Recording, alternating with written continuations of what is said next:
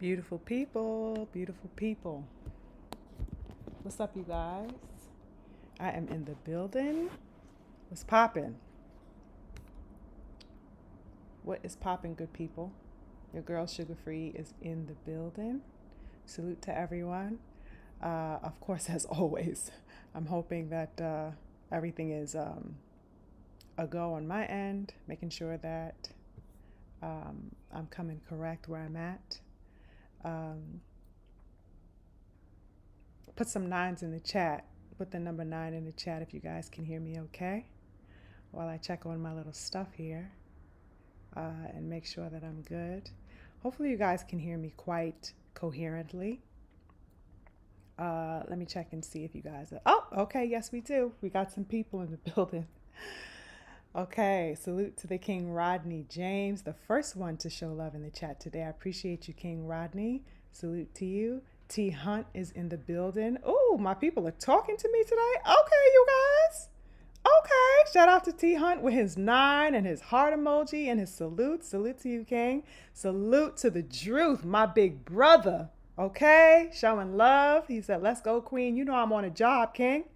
The richest one is in the building. Salute to you. We got the great Mike. Oh my goodness. Hold the fuck up, y'all. Not the king, not the beautiful King BFTB came to check on me. I feel so honored, King, to have you in the building. Thank you so much. He says, "Salute, Queen." He says, "The voice is soothing." And he put his 9s in the chat. Big salute to you and infinite love to you, beautiful King. You already know what time it is. I'm so thrilled to have you in the building today. Thank you. The beautiful and lovely King Daryl is in the building. Hey, Daryl. Happy Sunday, King. Nice to see you. King Stephen is in the building. Peace be upon you as well, beautiful King. Nice to have you. Oh my goodness, I'm over here blushing. Nice to have you guys in the building. Muarib Salam is in the building. Salute to you, King. Nice to see you. We got the full ass Earthman in the building. Infinite love to you as well. Yeah, shout out to everybody in the building, you guys. Um, as you guys make your way in, I hope everybody is having a wonderful Sunday so far. I'm sorry, Saturday. You guys, I'm so used to doing this on a Sunday that I switched it up to a Saturday now because I know tomorrow's the Super Bowl. I think the very first live that I did was on a Saturday. So I guess I'm returning to the original on this particular day. But of course, I didn't want to intrude upon you guys' Super Bowl Sunday tomorrow. So, of course, I chose today to do some boxing talk. Hope everybody has been well so far. I'm very happy to see you guys. Got a little bit of boxing talk on deck today, of course. We had some interesting things, pop off this week, I guess, or the past, since we last spoke last Sunday that I wanted to touch base on. And I don't, you know, I don't know what to anticipate as far as what we have coming up, particularly because we came off of such a beautiful high with the fights that we had experienced last weekend, right? Um, so, in dealing with that aspect of the high that we were on, it seems to me that things have come to quite a lull since then, right? I know it's only been a week, right? Since the fights commenced with the Benavidez's and the Clarissas and just, the mega fights that we had. And after witnessing that fiery, beautiful roller coaster ride of the beautiful King David's last week with their stand out performance, kicking off the year right the way that they should have, right? I find myself wondering if that level of anticipation that we had and the level of expectancy now after witnessing such a fantastic performance from them, I'm wondering if that can be matched in what is to follow, right? And the fights that are following and unfolding. I think that the Davids, as we talked about last week, you guys, they provided, an excitement and a satisfaction that has been missing in the sport for quite a little bit of time. I feel like the past 6 months in boxing have been kind of, tit for tat. Some inconsistencies there. We'd have a fight that we like, and next, there's a lull for another 2-3 months. And, of course, I always say that we don't want to return back to that, right? I think we could all concur with that. We don't want to have, that level of inconsistency anymore, that, dry period, that prolonged waiting period before, we get back in front of our televisions, with some passion and with some, being galvanized about, some things that we can be excited about as far as these fights. We had a stunning victory from the beautiful goddess Clarissa Shields last Sunday. What? Did my girl show up or did she not show up? If you guys saw the video that I posted on her, I gave my sister her flowers because she did her damn thing. Okay, broken all types of records, put the world on damn GWOT notice once again. You know I was there for it, okay? Wonderful. We also saw a beautiful and spectacular performance from Stephen Fulton. Did Cool Boy do his thing or did he not, you guys? Brother showed up and he showed up in his Timbs. We talked about all of that last week, right? We gave him his credence because he definitely deserved it. I think he had a spectacular victory in that ring, right? So it seems to me that coming off of the back of, let's say, those three performances, even that Pitbull fight, PF, I don't know if you were, I don't know if this is literally your first time catching me. Well, this is my first time seeing you in a live, so I'm going to presume that this is your first time here. But last week I was talking about you and that fight card, and me in the chat were just cracking up, about the Pitbull cruise fight that you called, because I watched you in your fight call, and that Pitbull versus the fiery hot bum. I had myself a laugh, BF. You hear me? Oh my God, I was up in here cracking up. But even, Pitbull and Fiery Hot, you know what I'm saying? Even their performance was lit last week. So it seems to me that off of the back of these fights that we saw last weekend, it seems very, plausible to me that we at least were started off with a very, performance-centric, a very performance-heavy season. That's what I like to think, because of the kickoff fights that we saw, really put into rotation, a level of excitement, from those cards. So I'm hoping that what we have to come is in the spirit of that, type of performance-driven, performance-heavy energy on these coming fight cards that we have unfolding pretty soon. And, at least that's what I'd like to envisage. I'd like to envisage that. That's what I'm hopeful for. That's what I'd like to call into fruition. I'm wondering, though, about this momentum and if it can and if it will persist with these upcoming fights. Amid the fights that have been making their way into the fold, can we expect some remarkable performances to continue once again, right? Or, as the title suggests, are we simply going from milestones to mildness in the weeks to come? And you guys, I really am hoping that that's not the case. Let me take a quick second. I see some more people coming in the building. I got to shout out my people. My family is here. Okay. Who we got here? Yes, my sister, Cameron. Hey, beautiful sister Cameron. Nice to see you. Happy Saturday. The Coach Hudson is in the building. Always on deck with that wonderful energy and the love that he brings to the chat. Nice to see you, King. Thank you for coming. But yeah, you guys, I'm hoping that it's not, I'm hoping that we don't come into a stalemate. But I can't help but wonder about what it is that we are going to get. What it is that we're going to get, because I do have a feeling, just based off of these upcoming things that I'm going to talk to you about in just a second, I feel, I don't know, something's getting mild here, and things have been very mild concerning these particular gentlemen that I'm going to get into right now. Quick question, y'all. Has anybody recognized or cared, real talk, about the fact that Keyshawn Davis is to be fighting next Friday? Has anybody recollected that point? Has anybody recollected on that? Motherfuckers forgot, real talk. I forgot. You know what I'm saying? I forgot that fight was happening. Until about a few days ago, I was like, oh shit, you know what I mean? Keyshawn, you know what I'm saying? He got a fight coming up. Has anybody else been thinking about that fight?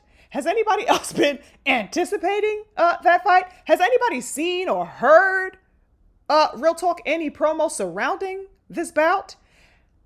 I don't know. I haven't seen anybody talking about it. Have y'all? Any blogs, you know what I'm saying? Media outlets, podcasts, any YouTube spaces covering this? I can tell you one thing for sure. As for me, I have not heard a single motherfucking word, that's for sure. Okay? I haven't heard a peep from anybody anywhere at any particular time about this Keyshawn fight. Right? After the announcement was made, that the Baron chicken and stuff was solidified and that, they had the date and stuff like that, it was mum's the word from there. Not a single utter in the wind was to be, uttered about this fight. And the crazy thing is that, this is going to be his first title fight. Ain't that a big deal? Especially for somebody who has generated the level of buzz that he has in the past couple of months, right? He's an up and coming talent in the 135 division. He just came off of a very impressive win, right? Only about a month or so back, barely. You know what I'm saying?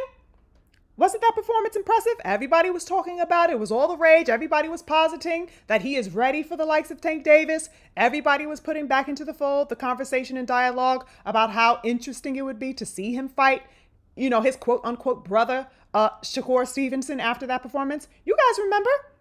Everybody was talking about him for a particular point. And let's not also forget the fact that he was riding that bandwagon when he called out the likes of Tank Davis. So, he had an exceptional, considerable amount of buzz around him off of that victory that he had not too long ago, right? Had the boxing world just buzzing all around his victory. Yet, isn't it crazy that everything has gone tranquil? Everything is placid around Keyshawn Davis and has been ever since, the victory kind of, dimmed down and was washed out. Everything went placid around him. What happened to that energy, you guys? Ain't that crazy how quickly that shit kind of just, went completely down to not even a simmer anymore, to a hush. All the smoke faded. What happened to that energy, you guys? And something that is supposed to be as, monumental for a very, considerable prospect in the 135 division, that energy just, nobody give a goddamn, to put it frankly. Like, nobody cares at all. And I think much of this falls on the shoulders of Keyshawn himself. I think a lot of this falls on his shoulders. You know why? I think that he tends to come out in spurts, Keyshawn Davis. And by that, I mean, he'll do something like ride the name of a particular fighter, right? Cough, cough, Tank Davis, right? He'll give an interview or something like that, talking all crazy with his eyes bucking and popping out of his head and everything, looking all crazy, shaking his dreads left and right and shit like that. I mean, we all know how he be getting on camera looking all crazy, okay? He'll do all of that, right? And the next thing, motherfucker will turn around and the man done disappeared. It's like, damn, wait, where did Keyshawn go? Wasn't them eyes just bucking 5 seconds ago? Where the fuck he go? Niggas checking under their beds, under their couches? Where he go? Man done retreated into a hole somewhere and you don't see or hear from him anymore. What's going on with that, Keyshawn? Where's the consistency? Especially after such a pivotal victory in his career. I don't think anybody has, schmoozed, if you will, over any type of performance that he's had more than they have this particular one that just, passed and transpired about a month ago. Nobody was, gloating and doting over this man's performances like that. We knew that he can bang. We liked the way he fight, and we knew that he, was a prospect with unlimited potential. Yeah, definitely, we knew that. But he has never been more praised than he was for his most recent performance. You know what I'm saying? So it's like, why didn't he take the wheel and really ride that further or as far as he could? To keep up the, what I'm saying? You don't got to cap online and stuff like that, but just keep your name out there. Let these people know that you're on demon time. You know what I'm saying? Talk about Baron Chick. Talk about how important, your first title fight is going to be. Your first championship bout is going to be. You know what I'm saying? Be more upfront with your audience. You know what I'm saying? Start generating a sense of buzz around yourself and get people really, because people were believing in him. Real talk. To a degree that he had not previously seen. Like I said, I don't think anybody ever questioned his talent. He's an Olympian. He's a, wonderful, fighter in the making. Everybody's interested in seeing him, come to the forefront and really take his place in that division, especially since it seems that everything has been so tepid at 135. To see Keyshawn really step up and take his place and assume his position there would be something fantastic, would it not? I don't think anybody here would have a problem with that, with seeing him claim dominance and claim space in that division. Why is he taking a back seat, you guys? I just don't get it. I really don't. I think the issue here is that he is not consistent, Keyshawn. You feel me? He hasn't practiced the process of engagement with the boxing public. I don't think that he's understood how to do that at this particular juncture. He's too tepid for too prolonged a period of time, in my opinion. You know what I'm saying? And then he'll come out of nowhere popping shit. Next thing you know, he'll retract. And then he's back off into the shadows. I don't like stuff like that. I want to see more from him. I want to see him up front. He's obviously got the personality. He likes to talk his shit when he's in that, mode, I guess, in front of the cameras, I guess, for as long as he can sustain it. Maybe he doesn't have, the stamina for, being in front of the camera or for engaging with the public. I don't know. I was down definitely with him calling out the likes of Tank Davis. I thought it was fiery. You know what I'm saying? I don't want to hear about no friends. I don't want to hear about no brotherhoods. All I want to hear about is motherfucking smoke time. Y'all know what time Sugar Free is stepping on, baby. Smoke time at all times. That's what I want to see. So when he was, up front and calling out Tank and shit, I was like, all right, little bro, let's do this. Come to the forefront, King. Yeah, stake your claim. You know what I'm saying? But, what happened to that? What happened? What happened to the smoke time? The man retreated back into, the hole that he came from. Next thing you know, he was, he even went to the extent of telling reporters only a few weeks ago that he didn't even want people asking him about Tank Davis, if you guys recall that when he was at Andy Cruz's fight and he was talking to the reporters and people had brought up Tank and stuff like that. He didn't even want smoke time with Andy. Like, what are you doing, bro? He's talking with two tongues at the same time. I don't like stuff like that. You know what I'm saying? He should have showed a little bit more smoke for Andy. Like, all right, yeah, salute to you. Congrats on your win, bro. But I'm coming for your crown. Whatever crown you think you have, at least, I'm taking it. I'm taking your head before they can put a crown on it. That's what he should have told Cruz after he dapped him up. Like, yeah, I'm coming to eat.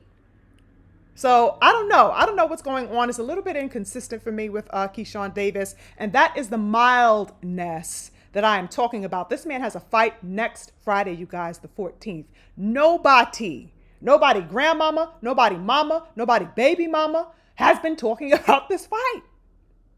Nobody's been talking about this fight. Nobody give a damn about this fight. You know what I'm saying? It's probably going to be a lot of people that, maybe will tune in, at least significant enough, I guess, comparatively speaking, as compared to maybe his previous fights that, intend on showing up and tuning into that particular bout because it is a title fight.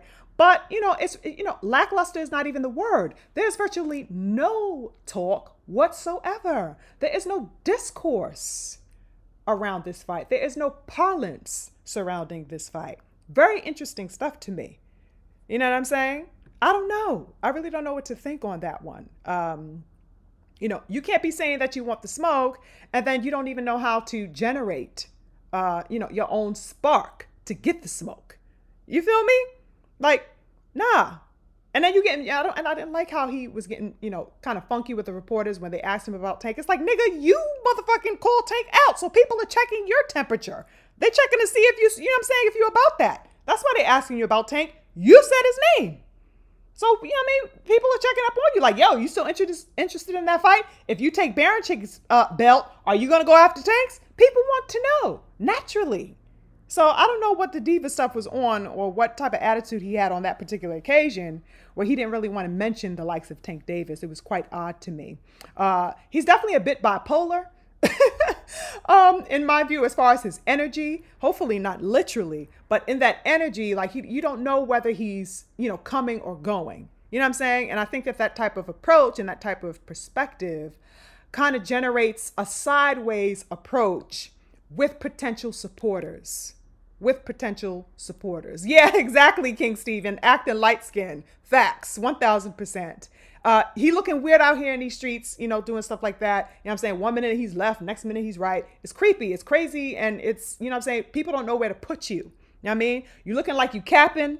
You know what I'm saying? When you say you want the smoke, it's looking like you capping when people ask you about the smoke, and you're retracting statements and you're avoiding and bypassing, giving a consensus on your stance.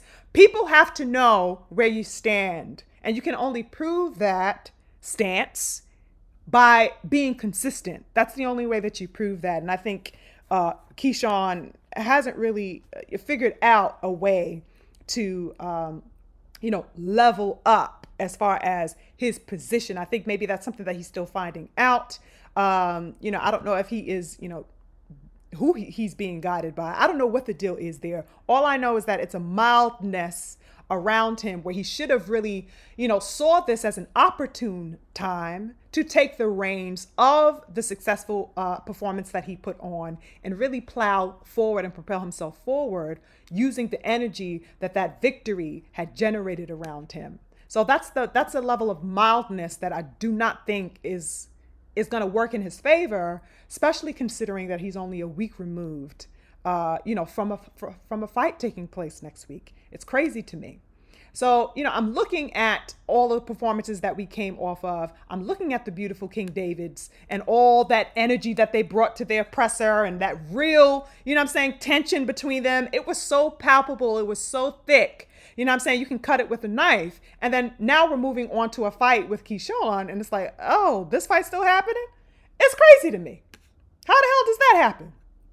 Speaking of, moving on to another perspective of mildness, I'll go into this particular fight card a little bit later as far as, how extensive I want to get about it. But I think that this is, imperative to mention in this particular segment. And that is that of the fight between Shakur Stevenson and Floyd Schofield happening on the 22nd. That's only about 2 weeks away, you guys. Okay. And here, once again, here's a mildness.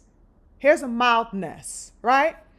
Again, has anybody been inquiring about this particular fight? I know that there's been dialogue about this particular fight card, right? Because it's such a stacked card that Shakur and Schofield will be featuring on. But have you heard, as we're speaking about mildness, have you heard anybody talking about this particular fight? Because obviously I'm looking at 135 as a whole. Has anybody been talking about Shakur and Schofield as a fight itself? Has anybody seen any questions about this fight? Any posts? Have there been any enticing dialogue? Have you guys seen any goddamn round tables or think tanks about this fight? Anybody giving any type of, fight prediction? I haven't seen shit. I ain't seen shit about this fight. I ain't hear shit about this fight. You know what I'm saying? Nothing, like literally nothing. Nobody has been talking about this fight. Nobody has been, wondering or surmising concepts around, the outcome of the fight, what the style matchup will look like. I haven't, maybe I heard, a dialogue about it. Maybe I want to say once in the last month. And that's not even an exaggeration, you guys. Like nobody is talking about it. Nobody seems to care about what it is that they will see when Shakur and Schofield meet face to face in the ring. I find that to be very problematic, of course, because you want people to guesstimate. You know what I'm saying? You want a sense and a level of proactivity with the fans about your fight. You want people thinking about outcomes. You want them supposing what the challenges will be. You want them, taking a stance on, nope, this person's going to win. It's going to beat your guy. And it's none of that. There's no back and forth whatsoever surrounding this fight. Have these, young kids forgotten how to promote? What's going on here? Where has Shakur been? Motherfucking Twitterson done retired. Literally, the Twitterson, the keyboard warrior, he retired. I know that we were calling for that. Like we were all tired of his ass tweeting all the goddamn years and months that man been tweeting and complaining. But it's like, he was doing it at the wrong time. This is the time where you want to pop your shit. If you go, I'm saying, if you're in the middle of training camp and you can't really be in front of too many cameras, this is the time to get on Twitter and talk your shit. I'm saying? When you got to fight 2 weeks away. Like, what's going on? This is not the time to be quiet. You want people to tune in. You want people to be talking and generating, buzz around you. You want to be reminding people that you are him, even if the world hasn't thought you were him for the past year and a half. You better tell people before we keep forgetting until we fully forget. You feel me? Like, where is he at? Where is he at? This is the time to be front and center. This is the time to kind of, take on an ostentatious presence and energy about you, if you will. You know what I'm saying? Even in, the areas that, seem a little bit simple, like social media. Like I said, he's in, finishing out his training camp and stuff like that. I get that he can't be in front of the cameras and stuff like that, you know what I'm saying? But this is the time to really push that energy and let them know that the battle is coming and that you are not coming to play. You are coming to spill paint. You are coming to paint everything red in that ring. Where's that energy, you guys? I don't know. I think I need to be, I need to be in somebody's kids camp or something like that, because the energy is missing. I don't know. Maybe they need some extra support or some heat on deck so they can catch fire too. Trust me, I got a lot of it. These people are missing the fire. What's happening? You know what I'm saying? Core and Schofield have not been talking to each other. There have been no words exchanged for each other for, almost 2 months, I want to say, something like that. They had a little whatever it was, I guess, across social media, but then it was mum's the word. Nothing said to each other. And motherfucking Schofield didn't even show up to his own goddamn press conference. I think that took place, to kick off that particular card. Was that in Europe, you guys, when all of that took place in the press conference? And yes, it was. And then Shakur was there and Schofield was a no-show at his own goddamn kickoff presser. What is going on? Are we okay here, you guys? I don't get it. I really don't get it. Is this a new way? Is this a new way of promoting? I don't know. Like, I'm confused. And, there are no explanations given as to what is going on either side.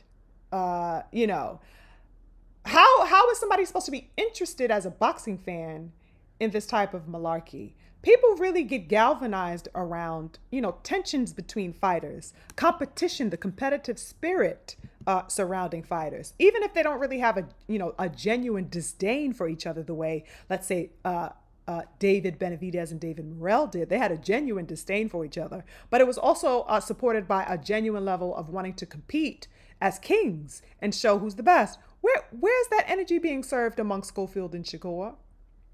You're serving cold food. The stove ain't even on. The stove is not even on. The shit is cold. Like, you can put your hand on that shit, nothing happening. Where's the heat? You know what I'm saying? You're trying to serve something that you pulled straight out of the motherfucking freezer. What is this? Ain't nobody trying to have that. Nobody's trying to have that. I've never seen anything more lackluster in my life. As far as people who are, supposed to be, quote unquote, carrying a division. Shakur Stevenson is supposedly one of the kings of the division. You know what I'm saying? I give him that title at least. And I'm sure a lot of people here can agree that he is one of the kings of 35. What's popping? Why don't we feel his level of kingship? Where is his weight? You know what I mean? It's weird to me. It's the most bizarre occurrence that you could think of. And honestly, I am hopeful that this particular fight, with Schofield and Shakur brings some type of degree, some type of standout moment, with this particular matchup. I'm hopeful of that. I want to see, Shakur overcome and override a lot of the perceptions that have been placed on him, a lot of the stigma that he's been carrying, over the past year and a half or so. I'd like to see him overcome that, but I don't know. Maybe the quietness, if y'all want to take an optimistic overview of it, maybe the mentality on the part of Shakur is saying, listen, I've done a lot of talking. I just want to show up and show out in the ring. If that's the case, listen, I ain't got no beef. But I want to be proven, proven fully too. Let's just say that. I want to be proven fully too. So I'm hoping that that's the case. I'm going to be optimistic on the Shakur side of things because, I even though he has made all types of crazy, weird ass decisions in the past, and a lot of his moves I have not always agreed with, I do think that he's a talent. I do think that he's a phenomenal boxer, and he's definitely one of the best F-35. I want to see him show up and show improve. So I do have a little bit of faith in this fight. I'll get into the fight card on February 22nd a little bit later. I'll divulge that a little bit later. But yeah, I find myself hopeful for Shakur Stevenson. Now, I will say that, speaking of 135, what I'm not hopeful for is, probably the most mild fight announcement ever made in this boxing era for me, which is the fight between Tank Davis and goddamn Lamont Roach. Talk about mildness, you guys. Talk about tepid and lackluster and frigid. This damn Roach fight, you guys, as we've been, talking about for weeks on end, takes the cake from mildness. This fight is coming up on March 1st, and it pales in comparison to that of the Benavidez fight, to the Clarissa Shields fight, to the, you know what I'm saying? And there's no interest in this fight whatsoever. Yet another fight. All of this is happening at 35. Mildness from Keyshawn. We got a level of mildness from Shakur Stevenson and Schofield. And of course, the supposed and alleged quote unquote face of boxing at 135 has a fight that people grandmother ain't goddamn talking about, let alone their mamas. Okay? It's gone the extra mile. Nobody give a damn whatsoever about this fight. Okay? So, talk about mildness. The motherfucker ain't even entered the kitchen, let alone turn on the stove for some smoke. Okay? Let's take a moment, y'all. Really, really, really process and think about and compute what it is that you are seeing as far as the level of mildness and placidity at hand with this Tank and Roach fight, y'all. What's going on? What has become of 135, as I always say? And I cannot seem to stop or refrain from asking this question, because it really does perplex me. It really does. A little under a month from now, the fight between Tank and Roach will take place, and there isn't a soul on earth that gives a flying damn about this fight. That shit is crazy to me. 135 is in an absolute and utter twilight zone, you guys. Have you guys have you guys seen anything like this in your recent memory? It's unfathomable to me. It looks like we won't be getting excited, really, really for a fight card. Outside of the others taking place on February 22nd, it looks like we're going to be waiting until May. After March comes, because what other fights? I haven't heard of any fight announcements in April as of yet. So it's really looking like, we won't get our next fix until May, when the young king Devin Haney Black Jesus, of course, makes his return to the ring. But until then, it seems like we're going to be in for a long, stale wait. All right. Let me check on my people and see what you guys have been talking about. Salute to everybody in the building. Free Smoke, nice to see you. He said that video of him talking and jump rope was cringe. What video? Free Smoke with the Chucky emoji. That's a classic. Hey, Sister Tay Tay, nice to see you. Hey, hello, Michael S. There's somebody in the building called Kay. Nice to see you. Thank you. Nice to see you. Hey, Uncommon. What's up, King? He says, only thing I've seen is Kid Austin hopped on 78 panel under a fake account to hate on Shakur and Devin. What? And to big up Ryan? Not a fake account. Okay. Hey, the King Slim. What's up? He says, Devin, the only one that I know. Devin is the only one that I think realistically thinks he can beat Tank. Yeah, absolutely. Yeah, he realistically definitely feels that in his heart. I don't think he has a shadow of a doubt in his mind that he can do the job. He did it as a baby, 16, 17, 18 years old. Y'all saw that sparring session in full.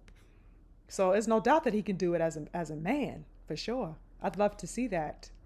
But that's if Tank Davis ever gets his panties out of a bunch, his lace panties out his ass, and decides to be a man and step in the ring. I don't know. The way he's been talking, I don't think we're ever going to see that fight. Real talk, especially with the prospect that Devin will be conquering 147. I don't think we'll ever get that fight. Real talk. Devin seems to be on to bigger and better things, as he should. Hey, the intelligent one. What's up, King? Nice to see you in the building. Thank you. I gotta wrench my brother up. Hold on, let me wrench some people up before I forget, you guys. I start talking and I lose track of things. Oh, also, another thing that I always forget to do is say hit the like button, you guys. Definitely. Don't be afraid to hit my super chat. I think it's up and running now. It was down for a little bit of time. So in the previous lives, I didn't complete the process enough to set up the super chat, but I think it should be working now. So if you want to show your girl some love, you know I'm here for it. Um, let's see who else is in here. Ambrose West, salute to you. Nice to see you. He says, salute Mrs. Mars and the chat. I don't think Core ever had any weight in the 135 division. It was all smoke and mirrors. Really? Ambrose, interesting perspective. Why do you feel that? I'd love for you to explicate that to me. Interesting stuff.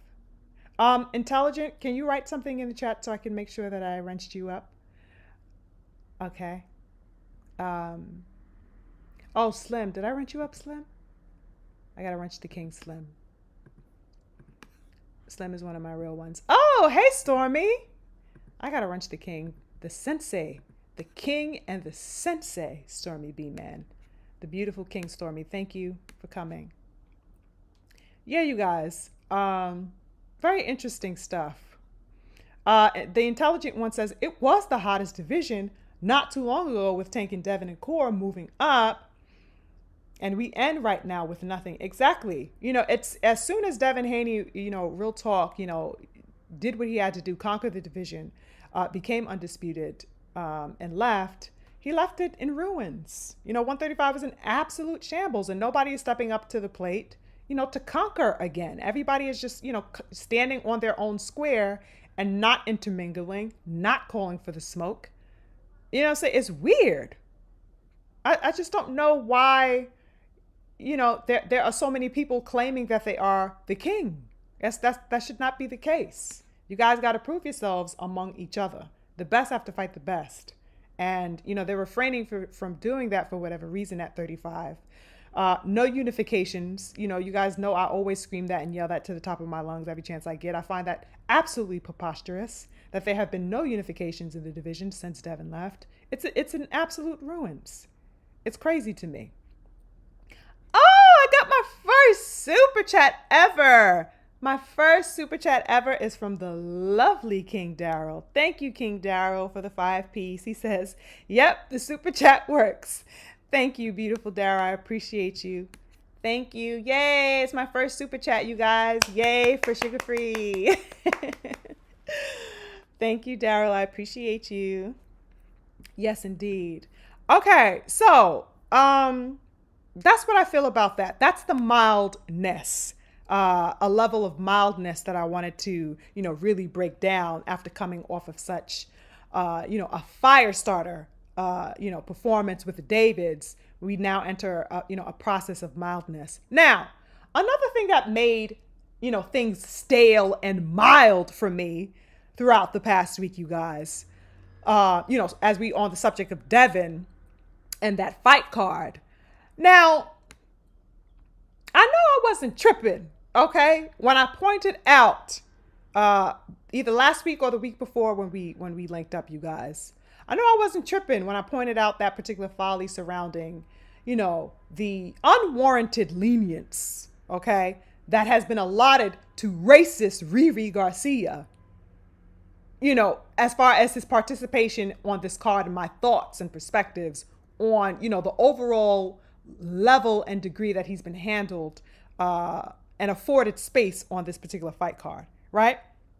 It was an issue to me that there was no mandate whatsoever placed on, you know, any testing procedures prior to him signing, you know, aboard to being a part of the card. I had a problem with that because I felt like even before placing him on this particular card, he should have been under some type of stringent mandate, you know, to ensure his cleanliness, to ensure that he is you know, he is clean and stuff like that. Then it came out that he finally, 3 weeks after the announcement, I guess, signed up for VADA. So all of that is what that was. But I felt like that should have already been in place even before considering him to be a part of the card. Okay. I evinced my point to you guys that I found it to be an oddity, but, you know, quite honestly, even more than an oddity to me, it was a miscarriage of integrity within the sport itself, in my opinion, because Ryan is still under suspension for his drug cheating against Devin Haney. There's no way that we can bypass that. That doesn't, you know, expire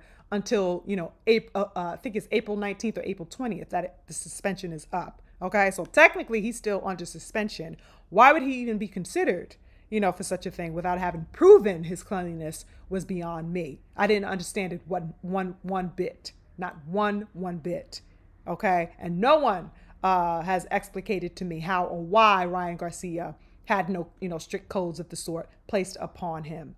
I found that to be weird. Then, moreover, we got news over the past week, that not only had he been, given such leniency, okay, but he was then made to headline the card taking place in May, which we talked about the other week. And I expressed my sentiments about that and how absolutely off-putting and ill-informing such a thing was to the boxing public as a whole, right? What type of, misconstrued message it's giving out to the boxing public to have a convicted drug cheat, okay, given basically a virtual red carpet, upon his first fight back. Now he's being made to headline. What the fuck is going on? That's the first thing that came to my mind as we discussed, y'all. Y'all know I wasn't happy with that. Okay, but as I stated in that live discussion that we had, I trust the King Devin, I trust DHP, I trust Bill Haney. And I figure that whatever moves that they made to make such a concession, must have been for the greater good, at least to trap Ryan in place so that they could finally get their hands on him and, exact their own level of justice upon him the way he ought to have it. You feel me? By getting that ass kicked in that ring. So I'm rocking with the DHP on whatever decision they make, even though I didn't really like the, idea or, what was being envisaged, through having Ryan Garcia headline, because of course we've heard all types of petty people. Oh, Devin is on the undercard. Devin is on the undercard. I don't like shit like that. It sends the wrong message, okay, to these haters that are looking for anything at any given time anyway to hate on. But that is what that is. But even worse yet, you guys, okay, they've even upped the ante from that bullshit and malarkey. How the fuck do you up the ante from making Ryan Garcia the fucking drug cheat a headliner? How do you even top that? These motherfuckers top that by reporting that now I can't, hold on, let me get myself together, y'all, because I'm really tripping out here. Now it's been goddamn reported, okay, that the fight between Ryan the racist and Rolly Romero is going to be for a goddamn WBA title. And not just any title, you guys. For a title at welterweight. You guys. The winner of the fight between Ryan and Rolly is going to be champ at 147. Am I really seeing this, you guys? Was I really hearing this this past week, you guys? I already know y'all was tripping when y'all heard this news. Okay? I already know the family was like, what? Excuse me? On what planet? Shit is crazy to me, you guys. I was bugging. I was absolutely bugging. I was like, what? 147 title? These motherfuckers ain't even ranked at 47. How are they fighting for a title? And moreover, you know what I'm saying? Ryan Garcia is going to have the opportunity to fight for a title after coming off a 1 motherfucking year suspension from drug cheating? Oh, child, I got to calm down, child. My pressure coming up, y'all. Like, what? What is this? He's getting a goddamn title shot?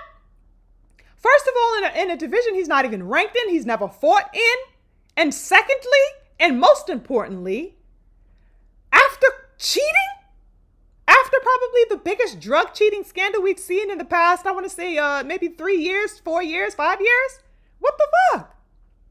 How insane is that, you guys, when you guys heard that news? You know what I'm saying?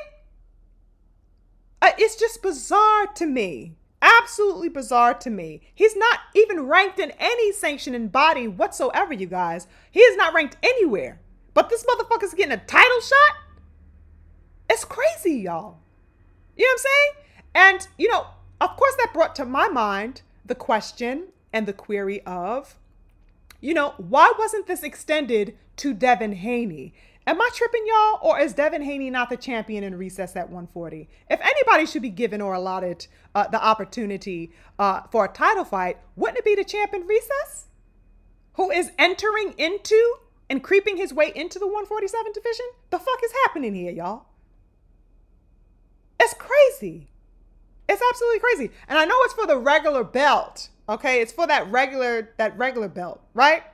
But still, it's a, you know what I'm saying? He gonna have a belt.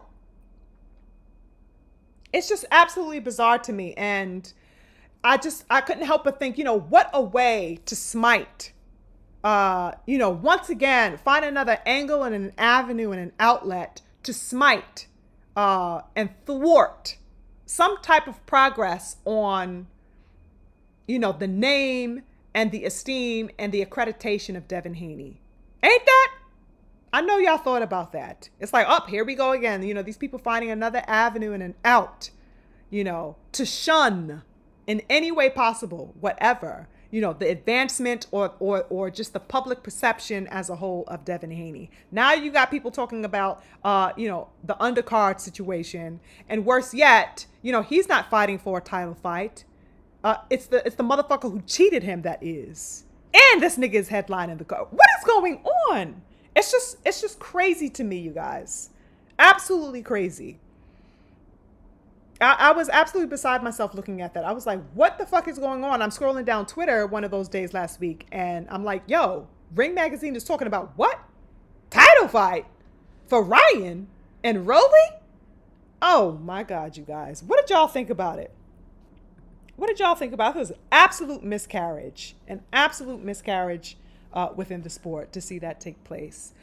Let me see what my people are talking about. Salute to anybody that just came in the building. Hey, Akondo. Oh, yeah, I got to retch my king Akondo up. What's up? Nice to see you.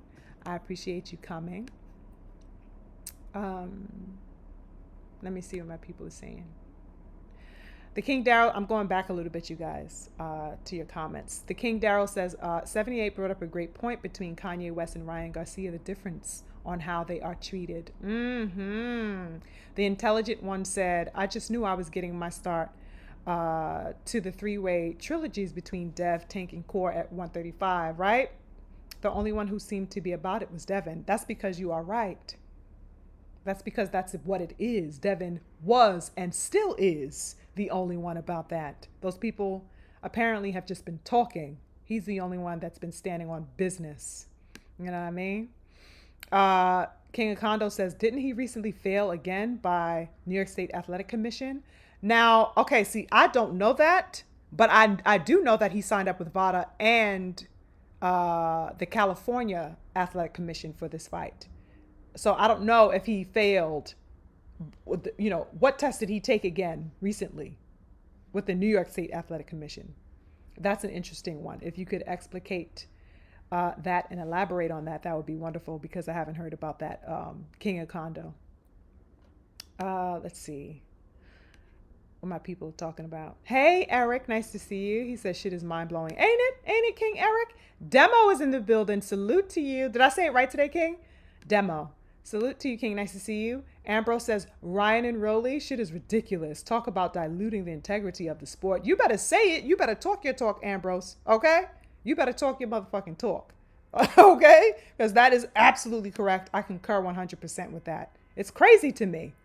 It's absolutely crazy. The intelligent one says, boxing for sure is straight up with the wild, wild west. Anything goes. The drug cheats, still getting love is absolutely disrespectful. Ain't it? It's just, I don't even have words for that. It's just beyond disrespectful. Absolutely beyond disrespectful. And now that I, think on it, you know what I'm saying? This is a Turkey card. You know what I'm saying? So does that mean that Turkey is the one who postured for this title bout, to be allotted to Ryan Garcia over Devin? You know what I mean? Because remember in our previous conversation, I was talking about the whole headlining thing. I was wondering if Turkey's involvement, is the one that supposed that to happen. You know what I'm saying? To meet whatever demands maybe that Ryan had. I don't know what was going on, but obviously he is the forerunner of this card. This is his card. You know what I'm saying? This is the ring card. He owns ring now. He assumes authority over that. What is going on here, Turkey? Why is Turkey making such decisions for this drug cheat? What is going on? To my knowledge, he has the camaraderie with Devin, not with motherfucking Ryan Garcia. Why is Ryan Garcia being given so much lenience and leeway? It's bizarre to me. And nobody is talking about it to this degree. As far as outside of the real ones, at least, who are dissecting this and who know what time it is. People are just bypassing this topic as a whole. Nobody wants to put their parlance on this, because, it's a protection. It's a way to protect, and blind the larger boxing public from being privy to this information and how, unjust it is, real talk. That's the only word that I think is, that suffices. Salute, Jason. He says, what's up, Sugar Free? Salute. Nice to see you. Thank you for coming. I appreciate it. The great Mike says, if Devin was the one that cheated, I guarantee he wouldn't get to headline a card and fight for a belt in his first fight back. You already know what time it is, great Mike. None of that would even be in the conversation. Wouldn't even be a thought in these motherfuckers' minds. Okay? Not even a thought. For a fraction of a second, it wouldn't exist in their minds to have something like that happen if it were Devin who were the one caught cheating. It's ridiculous to me, y'all. I was absolutely disgusted. Okay? The intelligent one says, for sure, it has me looking at Turkey a bit sideways right now. Don't it? And I can't help but do that because I'm looking at it for what it is. But at the same time, it's like, okay, I like Turkey. I like what he's done. I like what he, takes the stance on doing for the sport and stuff like that. But I am looking at him absolutely sideways, intelligent one. Because it's like, how could I not? What are you doing? That doesn't make sense. This is your shit. This is your event. What the fuck is this motherfucker being, fighting for a title for? It wasn't, you didn't do enough damage by, publicly making him a headline over Devin Haney. That wasn't enough. You had to take it to the next level and make this motherfucker fight for a title in a division he ain't never fought in and ain't motherfucking ranked in. That shit pissed me off, y'all. I'm getting hot. Like, you know what I mean? I don't like that. I don't like it at all. It's crazy to me. It should not be happening whatsoever. It should not be happening whatsoever. I can't wait for I can't wait for the outcome of this fight, for Devin Haney to get his W over Ramirez and stuff like that. And, for the aftermath of what's happening on, in May, so that I can see Devin Haney, take the reins, because I feel like he's been put in another position where, let me hold my thought. Hey, you've been a member for 1 month, Freedom's March. Lovely King Freedom's March, one of my top gunners on the channel, one of my biggest supporters. Beautiful brother in the building. I thank you so much. Thank you. He said, shout out to the Queen Sugarfreemars. Y'all hit that like button. Yes, indeed. Make sure you guys hit the like button. I appreciate it. Thank you, King, and I appreciate you for coming. I feel like this is yet, and he gave me a super sticker. Thank you, lovely King Freedom. I appreciate it. Did y'all hear me get excited? I'm like, ooh. Oh my God, that shit just made me laugh. Anyway, I feel like Devin is in another, yet again in another position, just like he was when he was, having to go to Australia and having to deal with the Cambosis and having to make the concession, for, the drop in pay, just to prove himself, and him taking those, 5 steps back to take his, 3 steps forward type of deal. I think that, he, the King BFTB said, I did hear it. Oh my goodness, you guys, sorry. Anyway, I get very girly like that randomly. But anyway, I think that BF, please stop, because I'm going to start blushing, and I don't think you guys want to hear me blushing for the next 5 minutes straight. But anyway, I think that it's in another position. He's in himself in another position that, he has to go above and beyond, and he has to take a back seat in order to do that. I'm tired of seeing Devin in that position, because I think Devin has done more than enough to claim supremacy in what he does. And of course, we know that all of this stems, to a sense of dismay that they have for Devin Haney. They have a level of disavowing of Devin Haney because of, his independence as a business, his independence as a boxer. He doesn't really need, to rely on, these other people. He is not signed to. Therefore, he is only responsible to himself, because he is not signed to any other particular network or promotional company, anything like that. There really is a dismay for him. You know what I'm saying? And they shun him because of that supremacy that he's managed to, stand on with DHP and with his father. You know what I'm saying? They have supremacy over what they do. And these people hate on that nonstop. And, whatever avenue that they can take to thwart that, they do that. So it's you guys, I'm reading the comments, you guys. I'm literally blushing nonstop, y'all. Y'all are too funny. But anyway, yeah, I think it's I want to see Devin reign. But at the same time, I can't say that Devin is not going to be with, out his challenges, because he will be, because he is a king. You know what I'm saying? So the challenges are to be expected. And I think that it shows the level and the girth, of his character, of his valor as a man, that he takes these things in stride. He doesn't mind. There's a story in IET where my family is from. And, Jean-Jacques Dessalines is one of the warriors in my heritage who fought in the Haitian Revolution. And, he has been known to tell wonderful, wonderful anecdotes along the way in his time. And one of the things that he would tell a lot of the other people who were enslaved on the island of Haiti in the 1800s was that, listen, I'm a general. Y'all know me as a general, but there are times where I may be captured. You know what I'm saying? And these people may be expecting me to talk. They may be expecting me to wince and cower in front of them. And at some particular moments, I may bow my head down. In some particular moments, I may not look them in the eye as they demand me to. But never for a second doubt that in my heart, I am planning to behead these motherfuckers. Real talk. That's basically what he was saying. Yeah, I may say yes to boss. I may serve them their plate. I may warm up their food. You know what I'm saying? I may chop their sugar cane in this field. But you best believe tomorrow, this same machete, the machete that I have in my hand that's chopping down this sugar cane for their motherfucking sugar plantation, is going to be the same head that's chopping off their motherfucking heads. You feel me? That's Devin Haney. Devin Haney's like, okay, I got to take a couple of steps back. Tomorrow, I'm stepping on all of these motherfuckers. You feel me? That's the spirit that I salute, you guys. I'm getting hype up in here because, you know what I'm saying, when that spirit start going, you know what I'm saying, I love courage. I love warrior heart. And, you know what I'm saying, I think it's exemplary of Devin Haney to say, listen, these motherfuckers are hating on me because they know I'm God in this bitch. They know I'm a God up in here. You know what I'm saying? So I know that there are going to be challenges. There are going to be segues. There are going to be left turns. There are going to be underpasses that I may have to go under.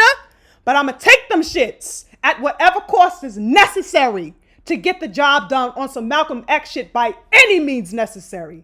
That's why I rock so heavily with Devin, y'all. It's that spirit. It's that spirit. He walks with that spirit. Trust me. So I love that. I love that heart and that courage. And that's why I salute him so strongly. I don't want to see him take L's. I don't want to see people shit on him. I don't want to, hear false narratives about him online. I don't want to hear that shit. But I know that these things are generated when you are walking in your path of greatness. Just like I said about the goddess Clarissa Shields in my video, which a lot of people was rocking with. You know what I'm saying? So it's that spirit. It's through the challenges, it's through the defeats, it's through the 5 steps back to take the 3 steps forward that builds character. And Devin Haney is absolutely doing that. Absolutely doing that. So shout out to the King Devin. I can't wait to see what he comes. Let this fucking pussy Ryan Garcia headline all the fuck he want. He's getting his decapitated whenever and whenever he gets in that ring with Devin Haney. It's happening. He can't bypass that. That ass whooping is coming quickly. You feel me? Ooh, child, let me calm down. Yeah, I got to drink something after. Hold on, y'all. Let me drink my motherfucking apple juice, son. Hold up. That shit got me hot.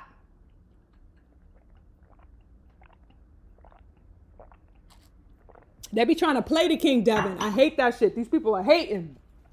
But that's how you know you standing on business time. That's how you know you on demon time, because these pussies are scared.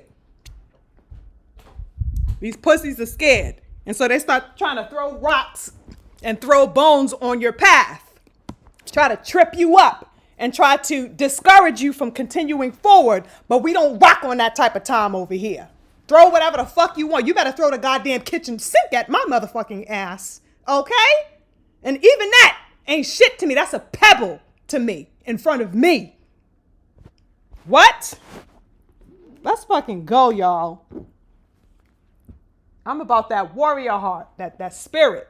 That's the type of time that I'm on. And that's the heart that I want to see from all of my boxers. I want Shakur Stevenson to step up and show and prove on that type of time. That's why I'm so hard on his ass. I even want goddamn straight perm Davis to motherfucking step up and show that type of demon time. That's why I curse his ass out all the time, because it's like, where's your heart at? Where's that spirit in you?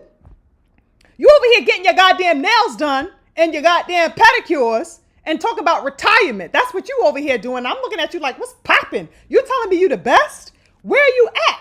Meet me. Meet me. And you sitting home with your pinky up drinking lemonade. It's like, yeah, take your ass on then. Get out the way for the killers that's really trying to do this. You feel me? Shit. That's why I be hard on those two, particularly Shakur and Tank Davis, because they're supposed to be reigning supreme where they are, and they're refusing to do so. They're refusing to stand on that type of time. I want to see the best of you. I want to see the fire in you. Okay? That's what I want to see from these brothers. Beautiful brothers. Wherever you look is beautiful brothers everywhere in the sport of boxing. We have always been beautiful, upright people in this sport and in whatever it is that we do as a people. So when you are trying to sit down on your own greatness and your own potential, I'm looking at you like, nah, we can't have that. We can't have that. We got to be upright at all times. If we're going to do it, let's do the fuck out of it. You feel me? Let's not hold back. Let's go all in. Let's put our fire on everything. Let's light this whole shit up. Because if we could do this in boxing, if we can do this in football, if we can do this as a teacher, if we could do this as the mailman, if we could do this as a husband, if we could do this as a wife, that means we could do anything at any time.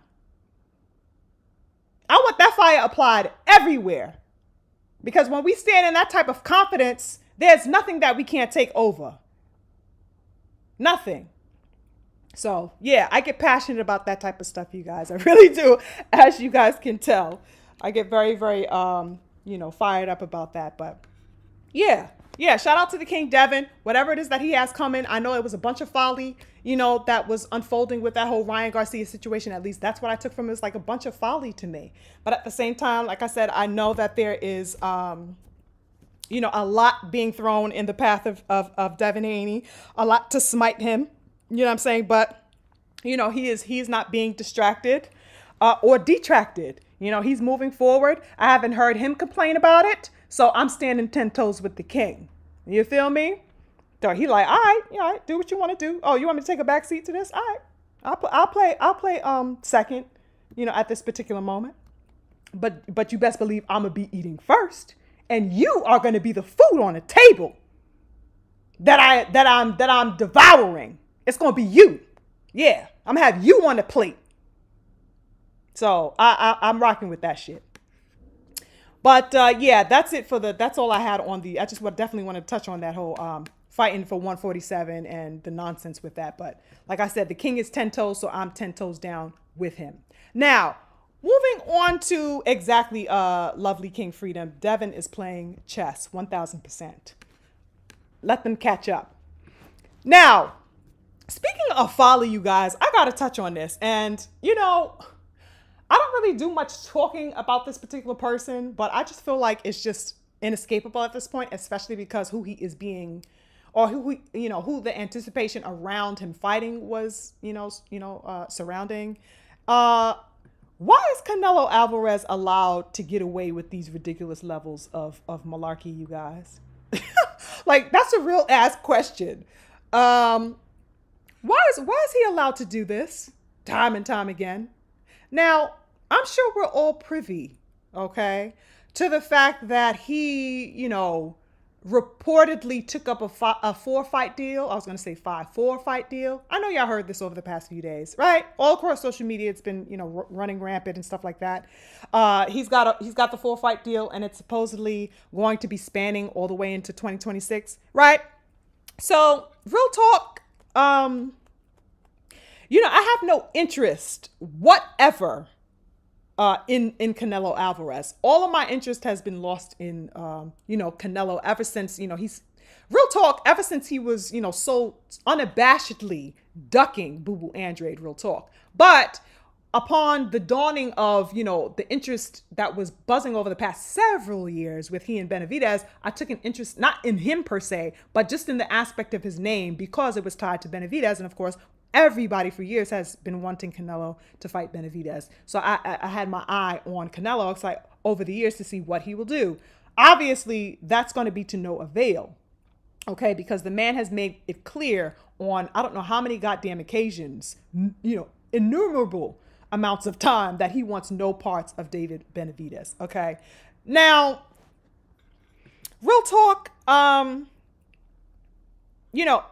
The reality for me, y'all, is that David Benavidez is nowhere near this 4-fight plan, if you will. And because of that, I don't give a fuck. I'm just going to say it as plainly as I can. Okay? Because David Benavidez is not among the lists of names, I don't give a goddamn. Okay?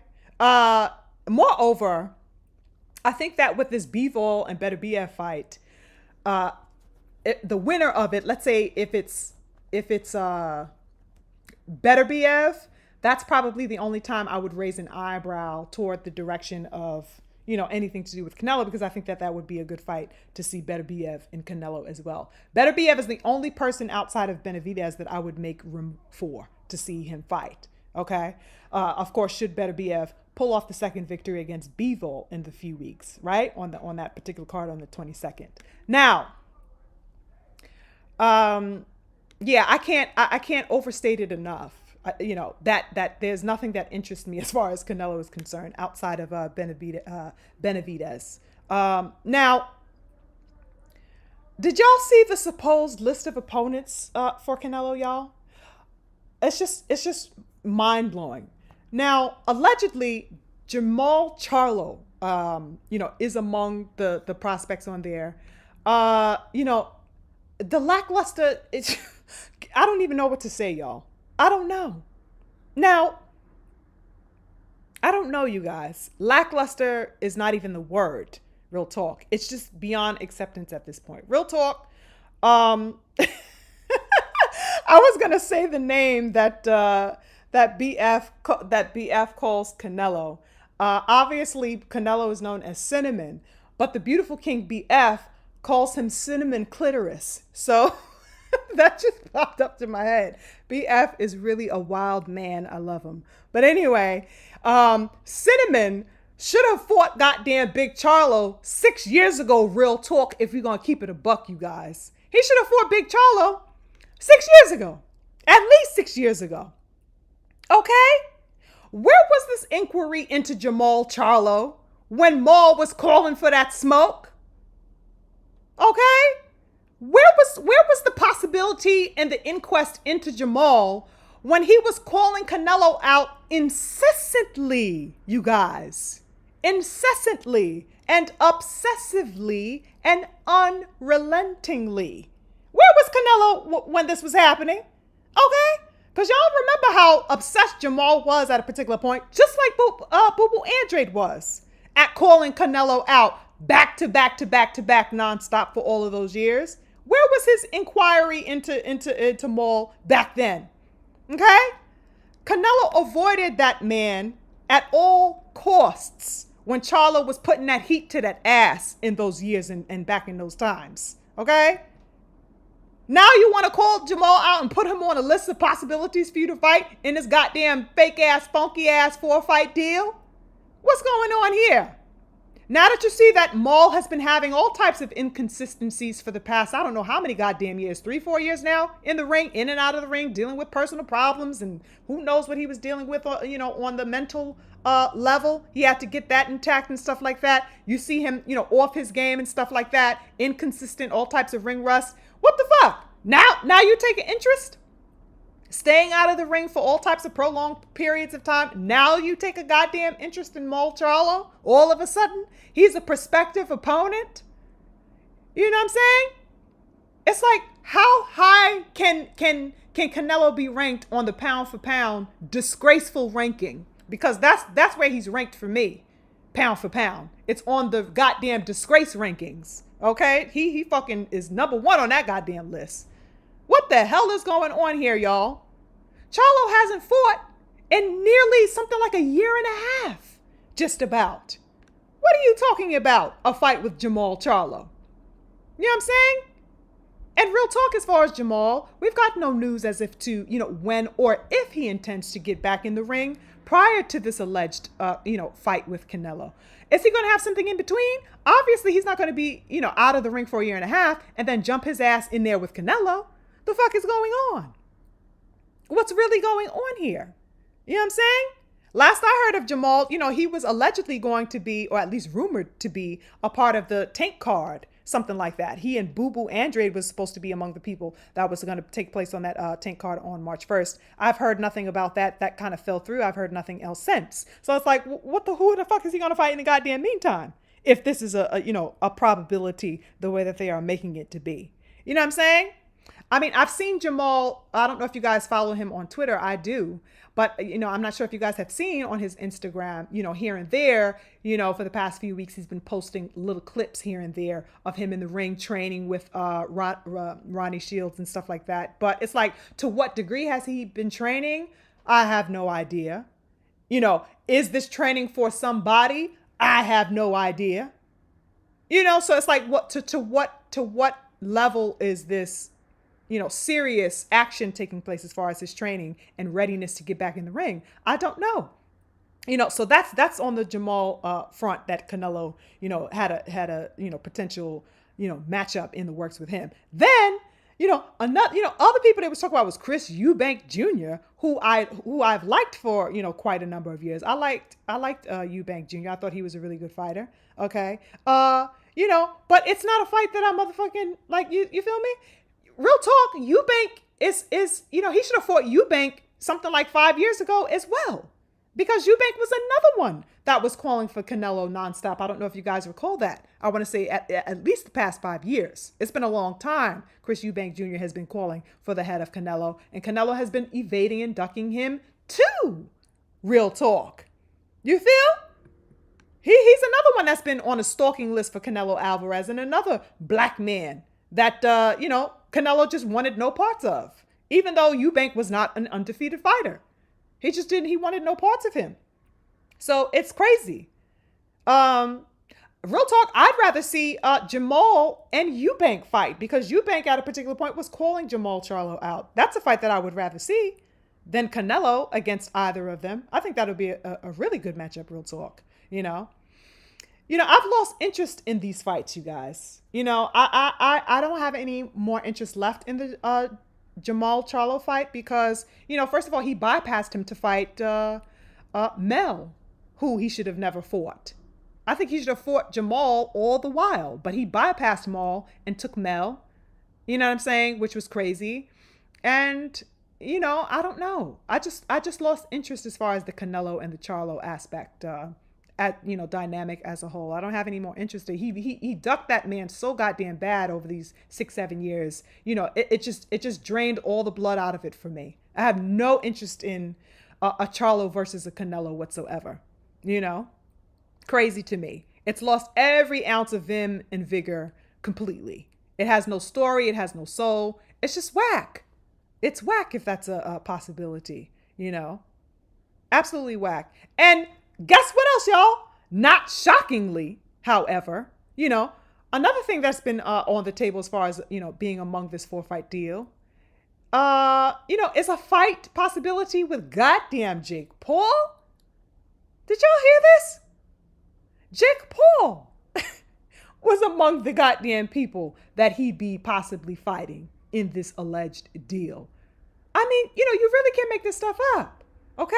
I saw a damn on Twitter today. Did you guys see Jake Paul? I guess that's his promotional company Twitter page. Post the video of Jake Paul doing a goddamn cha-cha and bachata or whatever the fuck that goddamn dance is with the goddamn sombrero on his head, just shaking his goddamn hips like he Ricky Martin goddamn La Vida Loca with the cha-chas, and he kissed the damn troll talking about, ooh, ay, papi, Canelo, I'll see you, puta, or something like that. He says in a goddamn video, hey, muchacho. And he start motherfucking doing a goddamn merengue up in there. I'm like, what the hell? So is this Jake Paul, making it official that he's going to be fighting Canelo? Oh, you guys, I'm fucking tired, y'all. What? I don't give a damn about Jake Paul and no damn Canelo. You know what I'm saying? This man is going to jump to fight Jake Paul instead of Benavidez? It's absolutely diabolical, the level of duckery that this man, refuses. He refuses any competition whatsoever, with fighters that he cannot have his way with. It's sick. Absolutely, absolutely sick. It does nothing whatsoever for boxing. Nothing whatsoever. Now, also, speaking of Canelo, did you guys hear that the Bud fight has now disintegrated? Did you guys hear about that? Now the Bud fight is a no-go. I know y'all heard that this week because it was big news. Supposedly it dissipated. Then it rematerialized. Now it's on standby, and then now it's off again. It's like, what the fuck is going on with this goddamn fight? What's going on with this fight? This alleged Bud fight.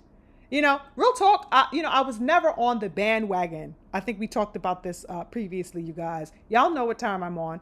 This is not a fight that I ever asked for, okay? I've become so disenchanted by this matchup with Canelo and Bud that I don't even want to hear about it anymore. Real talk. It is 1,000% monotonous to me at this point, okay? Never was it interesting, but even more so now, the monotony is just beyond dealing with for me at this point. I don't even want to hear about it anymore. And sadly enough, I really did try to give this shit a chance. I really did. Particularly when I looked at this fight from the juncture and perspective, that this may be a possibility that this would be Bud's last fight, right? And I took that perspective from a lot of people who had been suggesting, that Bud would be going for this Canelo fight because this is his way basically of exiting with a bang, if you will, right? And so I took that approach and I took heed to it, okay? And I considered that notion, right? That, okay, maybe this is a perspective, last hoorah, if you will, right? I gave that a chance based off of that. However, as I've said time and time again, the Canelo fight isn't a fight that I asked for. Even when I gave it the space in my mind that, okay, maybe this is his last fight, it still isn't one that I asked for. But it's like, okay, he want to grab a bag and he want to make a bang and attempt his, fourth, weight division or something like that. So I got it from that perspective, but I don't know, at this point, with the on and off and I just have no demand for it whatsoever. Why is this on the table for me as a fight fan if I did not demand it, if I didn't ask for it? Why is it on the table in front of me? Especially when we consider, that Jamel Charlo is re-entering back into the 154 fold. Okay? He basically announced his return, that he intends to return and that he wants to smoke where he was at 54. Okay? He's food. You got Virgil Ortiz as food. You got Erickson Lubin as food. You got motherfucking Charles Codwell on deck at 54. Why are you bypassing all of this smoke? What's the problem? Why are you bypassing all of this smoke? You got the hitters all around and throughout that division. What is going on here? Nothing can make me content with Bud bypassing that particular smoke at 54. Nothing. We spoke about this previously and I stand on what I said. Okay? It is what it is. Now, Nothing, if he goes to fight Canelo, nothing will justify that to me unless, of course, he does not retire and make the Canelo fight his last fight, but intends to go back instead to conquer the 54 division, as I think that he should, because it's so much competition over there. It would be absolutely appalling for him to never face any of those fighters at 54. It would be an absolute injustice to boxing, to not witness Bud against all of those killers over there. You know what I'm saying? And you guys know how, like, you get the people like, oh, well, he's just trying to get the bag type of logic. I get all that, I guess. You know what I'm saying? But I also feel that, a fighter should care about worthwhile fights in addition, to this alleged bag that they want. There's nothing wrong with that. Go ahead, go get your bag. Go do what you got to do. Okay. You can augment the idea and the mindset of getting a bag and, taking on great matches. You can do both and. You don't have to do either or. Get your bag, but also take the worthwhile fights for the boxing fans. I hate when people talk about, this quote unquote bag as if it, means that the quality matchups deserve to be sacrificed or cast aside just to attain this bag. It's like, no, you don't have to sacrifice that just to go after a bag. You know what I mean? Like, I think at the end of the day, people really do want the matchups, and they will pay to see, these particular matchups. Just think about it. You know what I'm saying? For example, Ryan Garcia and Tank Davis, that wasn't necessarily a matchup that was like the best fighting the best, but it garnered a sense of interest in there. Of course, you got the Mexican versus the black, dynamic in there. Ryan Garcia's alleged popularity, I'm saying, he had generated, a sense of buzz for himself, and people, obviously, Tank is a big draw and stuff like that. But guess what? Second to that fight, as far as the biggest rated fights in Tank Davis's career, is none other than who? Frank Martin. Frank Martin is Tank Davis' second highest grossing fight. And Frank did not have a name. He did not have a social media, huge following. But what he had was the mystique. He had the mystique around him about a possibility that because he is such a good fighter, that there was a possibility that he would pose what? A challenge, a real live challenge, finally, to Tank Davis. So people lined up by the droves to support that fight. And hence why it's his second highest grossing fight. It was based off of the fact that people want to see, some challenge, some pushback, some overcoming in the ring. People don't just want to see a fucking popularity contest, a fucking beauty pageant. People want to see good matches. So that's proof in and of itself, that I think. So the whole bag notion that these people use as an excuse to bypass, meaningful fights is nothing but folly when we look at that particular example. Okay? So I think I don't like that excuse whenever I hear that. The bag don't mean shit to me. That's for the fucking fighter to enjoy. That's for him to take home to his wife and kids. I don't have nothing to do with his bag. Why are these people obsessed with talking about the bag? As if they got their hand in it in the pot. You ain't got your hand in the pot. The bag has nothing to do with me. Don't mean a motherfucking thing to me. What I get as a supporter of the sport are the matchups. The matchups are what matter to me. That's what I get. Okay? So that's where my focus is. So all of this obsessive talk and crazy, obsession with the bag and what they getting paid, that shit is crazy. It's weird to me.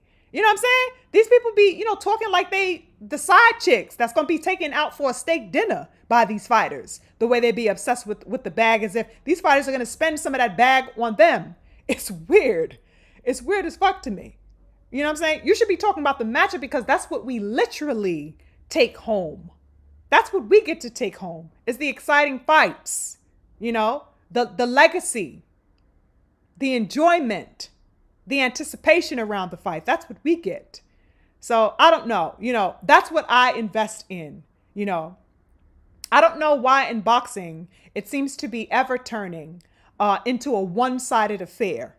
Do you guys get that feeling as well? Everything is so one-sided. Like, the expectation is that we as the supporters show up and put up basically regardless of our needs being met or not. It's like, okay, well, I'm not giving you the best fighting the best, but you damn right I'm going to be, checking these pay-per-view numbers to see, and brag about how much we did or how much we sold. It's like it means nothing if our needs as supporters of the sport are not being met with having the best fights made possible and consistently as possible. I say that to say, nobody asked for Bud and Canelo. Nobody in the boxing world was looking at Bud, 2-3 years ago and saying, oh my God, I got to see him and Canelo. Nobody was calling for that the way they was asking for Bud to fight EJ. That's a fight that was in demand. Nobody was demanding no goddamn Bud and Canelo. That was a supposition that was made by boxing media who was promoting it. That was their supposition. They imposed that. And then people just, took it and ran with it. But it was not an original demand from boxing supporters. It was marketed to us. That's a big difference, you guys. No shade to the people who want to see it. You know what I'm saying? Not to say that there aren't people who want to see it. I am just saying that it was a manufactured desire in the boxing public. That idea was inculcated into the boxing public. That's not something that we had already been stepping with already for us to see this, Canelo fight. It was never a prerequisite or an essential to us boxing fans. It's just something that happened. It's something that marketed. And from there, the spark said, maybe that would be interesting to see it. Okay, yeah, I would sign up for that. And then that's how, the interest got generated in that particular fight. Now, whether this fight happens or not, for me, is of no consequence to me. And if this fight actually materializes, it remains to be seen. As of now, I don't give a fuck, you guys. As I said, go ahead and go get your bag and get out of my goddamn way. I don't know what to say about that fight. Bud is not telling anybody what he intends to do post this Canelo fight, after this fight. He's not saying if he's going to retire, like we talked about previously in the other live. He's not telling anybody if he's going to retire. He's not telling anybody if he's going to eat Jamel Charlo for dinner. He's not telling anybody if he's going to, take Virgil Ortiz's head. He's not telling anybody, if he's looking at Cromwell. Nothing. What is the plan? What is the plan? If if the Canelo fight isn't happening the way they say that it's off, what's the plan? I just got way too many questions, you guys, and I find it absolutely bizarre, as we spoke about last time. Let me check in with my people, you guys. I know I was going on for a little while. I want to make sure that I'm catching up with my peeps. Salute to anybody who came in that I may have missed.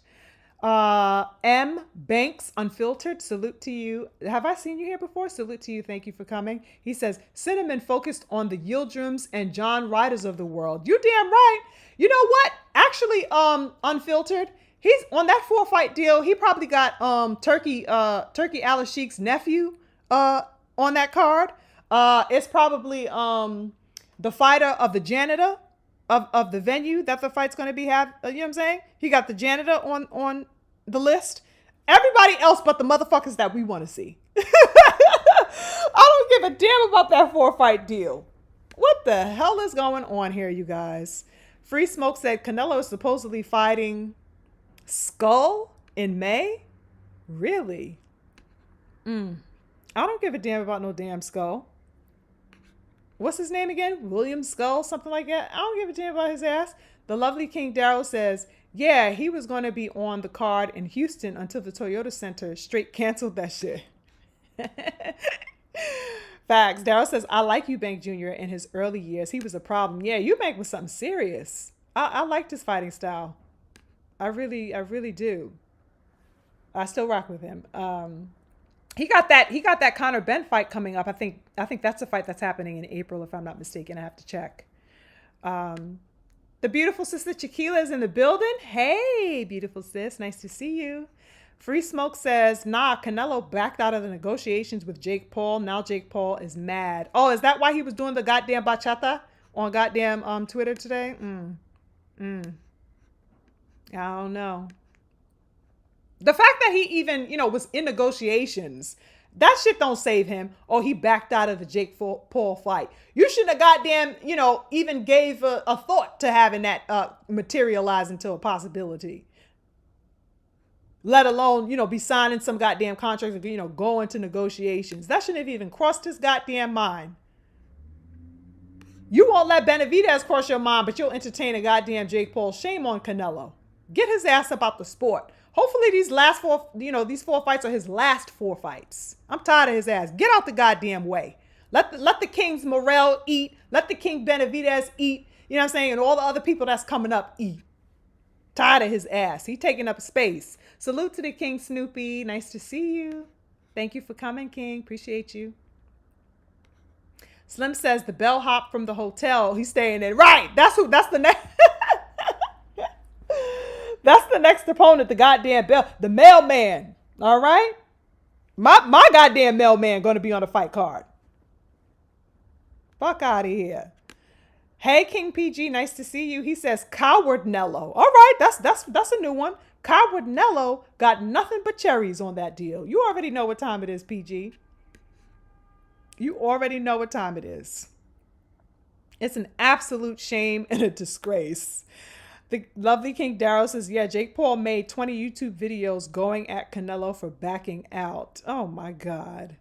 It's insane, you guys. And people just let this man get away with it time after time after goddamn time.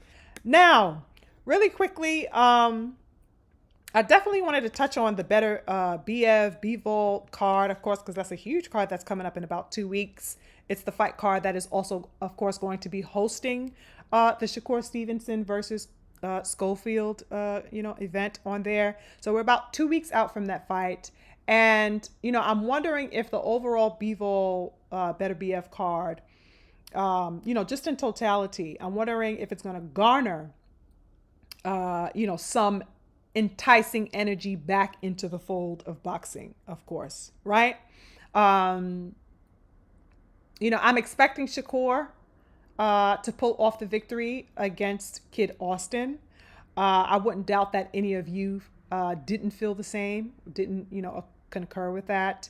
What I'm thinking about is like, how can I say it? I'm thinking about what kind of performance we are going to see from them. As I think about it now, that's the thing that comes to mind now. I can't say it's a fight that I have been, pensive over, these past few weeks, but now that I sit and think about it, I'm like, okay, well, we're 2 weeks away. What would it look like? The Schofield Shakur Stevenson fight. Do you guys think that Schofield can bring out some type of heat in Shakur Stevenson that we haven't seen,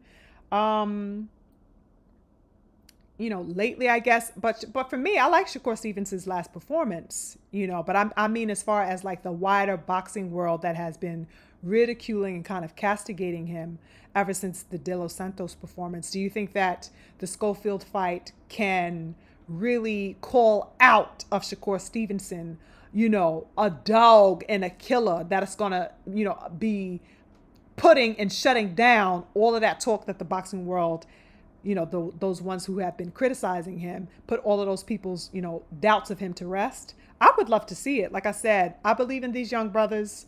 I'm always going to bat for my brothers. You know what I'm saying? So I want to see him show up and show out. And I'm definitely interested in seeing that exchange between them, as far as energy. I'm wondering if there's going to be some fire. Now, Schofield is a fiery little motherfucker. Okay? Schofield, you know what I mean? He comes with the pressure. You know what I'm saying? He steps forward. All right? And he's very unrelenting as far as his style. He didn't necessarily bring that in his last fight that he had. Okay? He seemed to have some issues and some troubles in that previous fight. But normally, overall, we know that he is a pressure fighter. So I'm wondering if, he'll try to bully his way through the young King Shakur. It's interesting when we think about it now. So, I'd like to see that. I think that also important here is the fact that Shakur knows that at this particular point, okay, he needs to really begin impressing upon the boxing community who have been, for the past year or maybe a little bit more now, been very, very critical of his output.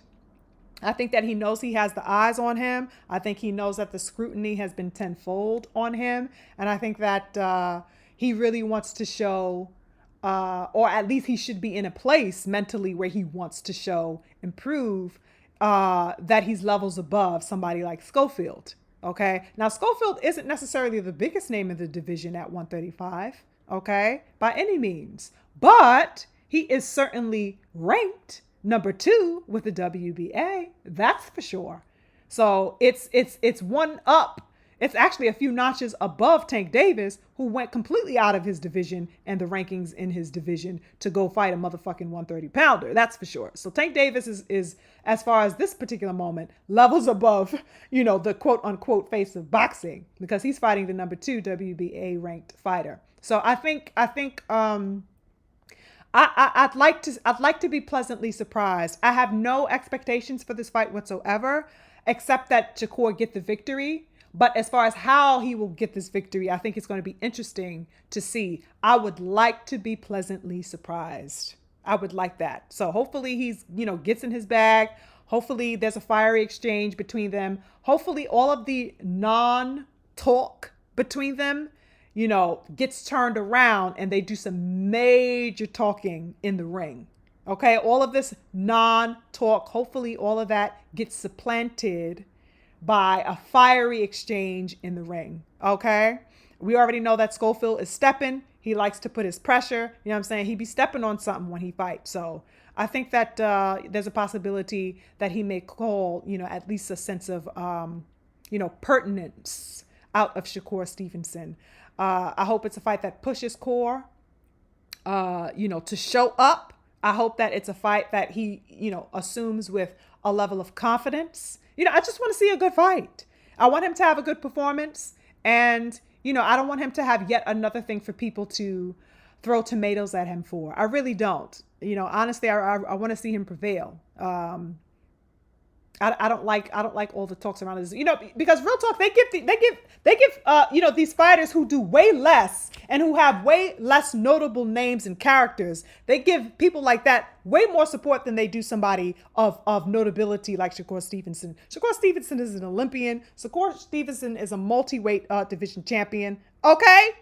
So I don't like the dirt that people have been putting on his name. You know what I'm saying? Not to say that he's been an angel and scot-free and all of the stuff like that. But you know what I'm saying? Let the man make his path. Let him walk his path.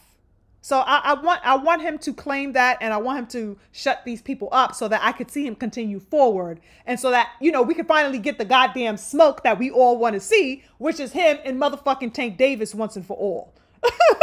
Because if he's doing good, that means that, we may be closer to that fight so long as Shakur Stevenson, stop ducking. You know what I mean? That's the fight to make at 135. And I don't want to have any other hindrances or blockades in that road preventing that fight from materializing. You feel? Now, as far as the headlining bout, with Bivol and Beterbiev themselves, I think this is a good fight. I don't know who I'm picking yet. I know a lot of people felt that Bivol would win. A lot of people had Bivol, winning. It was very, very kind of 50-50 real talk. I heard a lot of people picking Beterbiev to win that fight. Of course, he wound up winning that initial fight. So in this fight, I haven't really heard a clear consensus yet. But I am wondering, as far as I go, if we'll see a little bit more action, because of course that first fight was highly competitive and it was an overall really good fight, I thought. But of course we know that Beterbiev was dealing with a leg injury at that time. So we can assume, of course, based off of that, he was not able to really go in and go all the way out. You feel me? So I'm interested in seeing what he will bring to the table this go round. Okay, having had more time to recover and heal, I'm wondering what we'll see from Beterbiev. Can he do it twice, and can he do it in devastating fashion? This fight. Okay, interesting stuff. I'm interested in seeing what he'll bring to the table. Now, likewise, I think that Bivol has nothing but space and opportunity to shock his previous doubters. Because a lot of people had that fight pretty close. We know Beterbiev, won, you know what I mean? But a lot of people had some thoughts about, oh, well, I think they should have gave it to Bivol. So I'm wondering if he could also show up in a more domineering posture within this fight. Not only does Better BF have the opportunity to do so now that he should be far more healed than he was in the first fight, and now he can be, able to show that more aggressive style that we are used to, possibly get a stoppage. Hello, because he's the king of the stoppage, right? So he has the space and opportunity to show that aggression, but Bivol does as well, now that he has some intel about fighting Better BF. So it's very interesting. I think it's going to be an interesting matchup, and I think it's going to be hopefully action-packed. I don't know if it will be, because sometimes fighters cancel each other out in a way. You know what I'm saying? You expect it to be kind of a clash of the Titans, and it winded up being, a little bit more calm than you anticipated. So I don't know. We'll see what happens. It's definitely something I'm looking forward to, that fight between them. We've also got the Daniel Dubois and Joseph Parker on that card. You guys, I'm not going to lie. I think that this fight, Dubois and Parker, may be one of the standout performances of that night. I don't know. Something is just, tapping me on my shoulder and telling me that that fight is going to be nothing but action. Okay. Parker is a very fiery fighter. And Dubois got something to prove. This is a man that just knocked Anthony Joshua clean out. And you already know I rocks with the King Joshua. He knocked my baby out, okay? He knocked my king, one of my gunners out. It is what it is. But he's off the high of saying, yeah, I'm the motherfucker that took this nigga down, okay? Quickly, okay? So he's coming off that confidence. He wants to keep riding that wave and putting the heavyweight division on notice. So I think that's going to be a fiery action-packed fight. I really do. And of course, Parker, put the damn beats on goddamn Deontay Wilder, my other king. So it's like, damn, the two men that took out two of my goddamn warriors is going to head. So I think it's going to be a really good fight. I can't wait to see that. Definitely looking forward to it. We also got Virgil Ortiz versus Madrimov, or as the beautiful King BFTB would say, McDoordash. Okay, McDoordash will be fighting Virgil Ortiz. Interesting stuff, you guys. Interesting stuff. Okay, what y'all think about that fight? What y'all think that fight's gonna look like? Madrimov and Ortiz. I think for me, some of the questions were like, as far as Madrimov, I was thinking like, is Madrimov gonna be bringing all the feints that he brought to Crawford into this fight against Ortiz? Are we gonna see him, fainting and moving and goddamn, you know what I'm saying? I don't know. I don't know what to expect. Will those, feints be effective against somebody like Ortiz, who we already know is known for his, ability to apply pressure? Okay. Ortiz likes to attack the body. Are those feints going to be effective against somebody like that? I think that's an interesting fight as well. Outside of the Crawford fight, Madrimov really is himself a pressure fighter, real talk. I think he switched up his game completely for that Crawford fight. He's not somebody who, in his previous fights brought all of those feints and, tried to, do all of those types of little gestures and kind of evade, be more evasive and stuff like that. And not as aggressive. That's the style he brought to Crawford. He doesn't necessarily fight like that in his previous fights that I've seen. So I'm wondering if he will re-enter his original fighting style in fighting somebody so aggressive as Victor Ortiz. I'm sorry, whatever this motherfucker's name is, I'm forgetting his damn name. Virgil Ortiz. I'm wondering if he'll, return to that aggression, to that forward, hard-hitting style that he has brought previous in every other fight previous to that Canelo fight. Very interesting stuff. I thought this was an interesting fight when I heard this one announced. I was like, okay, interesting. What else is going on here? Oh, we got Carlos Adames, y'all. Carlos Adames versus Hamza Shiraz. That's another one that I am interested in. Hamza Shiraz has made quite an impression on me, y'all, in his last few fights. What? He is a killer. He is a sharpshooter and ice cold. You know what I'm saying? He ice cold. I like Shiraz a lot. And, I'm definitely interested in seeing how he will show up and what he will bring. Interesting. So, yeah, this fight is on the 22nd. I can't wait to see it. It's a lot going on this card. Like I said, it's a lot that I'm anticipating. What do you guys think? Who? I know this card is stacked to the brim, y'all, but who are some of the people that really stand out to you on this fight card that you are anticipating? Like, what's your fights? What's one of them ones that you like? You know what? This is the one that I can't wait to see. It's a lot going on this card, y'all. Like, I'm sitting back and I'm like, gee, you know what I'm saying? This may be the fight card that, keeps that momentum going, that may be able to, shake off the mildness with the Keyshawn fight, with the Tank Davis fight in March.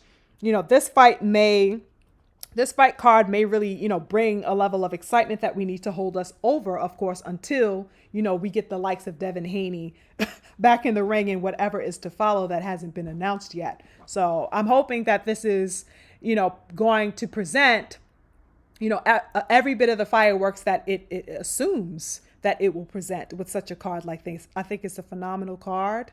And I think it'll shake off a lot of the, energy. I think it'll keep that momentum going that we, just finished coming off of with the Davids. Let me know what you guys are anticipating. I'd love to know. And you know what? I can't see too many reasons why this particular event would be mild. Real talk. I'm hoping that it renders a level of momentum that continues on, the aspect of keeping pace, because we don't need anything stale or, too placid in boxing anymore. The Davids really did kick off the year with a phenomenal bang. Of course, the sister Clarissa Shields' victory was wonderful for women's boxing. And of course, the re-entrance, like I said earlier, of Cool Boy Steph back into the fold, back into claiming his space for himself is wonderful to see. I want to see Shakur Stevenson victorious. I have no expectations as far as Tank Davis because I'm already expecting him to win. So I literally have no expectation there. But, all of these other fights on the February 22nd card, I'm definitely looking to be entertained. And as far as Keyshawn goes, y'all, I would like to see him pull off the victory, because it's going to be another brother, with a strap. And obviously it'll open the pathway to the possibility of, the fight with Tank Davis, and real talk with Shakur Stevenson, because so long as he has a strap, as we've touched upon before, he's going to have to be willing to fight that man. So it makes things interesting in that sense too, that particular development. Like, okay, well, if Keyshawn gets the strap, are we going to see that fight with Core? You know what I mean? And I think that also brings into the fold Lomachenko. We also have, because I think he has until May, right? Lomachenko to decide whether he's going to be returning to the ring. I think that in itself says that man has no interest in returning to the ring. But should he, that's another belt that's up for grabs by in between Shakur and Tank and Keyshawn. So hopefully we get some unifications popping as far as that division is concerned. But ultimately, all of this is really opening the pathway to what we are all anticipating, and that is the return of the beautiful young lion, the young king, Devin Haney, which I cannot wait to see in May. Yeah, I mean, that's really what I'm waiting for. So we got some months, but I think that this card should be a really nice placeholder to keep us, satiated until then. Let me check on my people in the chat. Salute to anybody who just came in, of course, if I missed you guys. Oh, Anthony Ingram, nice to see you. He says, salute, King. Salute to you as well. Nice to see you. Mike S says Shakur will try to get aggressive and goes night-night. You think so? Hold up, Mike S. Did you make that comment earlier about basically, Shakur Stevenson was all smoke and mirrors? Was that you? Because you don't seem to really have any belief in the King Shakur. Which I ain't mad at, to each his own. You know what I'm saying? I think it's interesting. Very interesting. Mike S. also said Bud versus Canelo is going to be war. I can't wait. Okay, so you're one of the ones enthused about that particular matchup. Yeah, I know a lot of people are. A lot of people are, they have a buzz about it. It's been made to seem as if, it's the biggest fight in boxing. That's what it's being deemed. I don't necessarily think so. But I do understand the weight around it. I do, the pound for pound number one against the, world-renowned alleged real face of boxing being Canelo. So I get the fanfare around it. It's just not something that I asked for. Yeah, I mean, so I don't know about that. PG says Better BF might KO Bevo this time. Yeah, a lot of people feel that way. A lot of people feel that way. The lovely King Daryl says with Benavidez versus Morrell, we may have climaxed early this year. You know what? You know what, Daryl? I think that's the case. I think the same way. I'm like, damn, that we just may have gotten it too quickly with that particular fight, because it was sure enough a good fight. Sure enough a good fight. I'm hoping that the thrill could last, Daryl. I'm hoping that it could last and it wasn't just a wham bam, thank you, ma'am, and they leave us hanging dry. Who to goat? Hey, King, what's up? He says Bevo got robbed last time. He'll school him again this time. Who to goat? Listen, a lot of people said that. I mentioned that earlier. I don't know if you were here on that particular part, but yes, there were plenty of people who said that they felt Bevo won that initial bout. Oh, the Jab Jamboree is in the building. Salute to you, King. Thank you for coming. Appreciate you. Ambrose says Better BF is way too strong. He got that old man strength. What? Okay. That motherfucker is strong as an ox. Do you hear me? He is strong. And because of the fact that we can anticipate that he'd be closer to 100%, if not all the way 100% recovered from that injury, I definitely think that fireworks will be brought to this fight, to this second fight for sure. Steph Brown, salute to you. He says, be well, Lady Sugarfreemars. Same to you. Thank you. He says, I definitely thought it was a close fight. Both men did lay it on the line in a close fight. I expect the rematch to take haste much more quickly in the Arthur and Better be. Yeah, for sure. Lovely Daryl says Dubois versus Parker might surprise us. I don't think that goes to the cards. Yeah, yo, I think that's gonna be one of the ones. Daryl, do you remember how I called the Martin Bacoli and Jared Anderson, and how I had the same type of feeling about that fight, and that wound up being the basically the fight of the night on that particular card? Something telling me that something's here with this Dubois and Parker fight. Stormy B says, left your baby in need of his satisfier. Right. Steph Brown says, will Ortiz get frustrated enough and just gun it for McDoordash, but dash good with the feints and trap himself? Interesting. Yeah, that's a good question. I think that's an interesting fight. Now, that's definitely one of the ones that I heard when I initially heard that was going to take part on this card. I was like, oh, that's a crazy matchup. I like that. I definitely like that. And I think that DoorDash impressed a lot of people with his performance. A lot of people had DoorDash winning that fight against Bud. People thought that he beat Bud. Real talk. People's like, nah, he won that fight. They edged it to Matrimov. So I think that he is coming in with a sense of confidence, because he's gotten a lot of props from, all types of people, who really relished his performance against Bud. I thought he did well as well. That was only his 11th fight against Bud, and he went the distance. Bud don't go the distance with no goddamn body.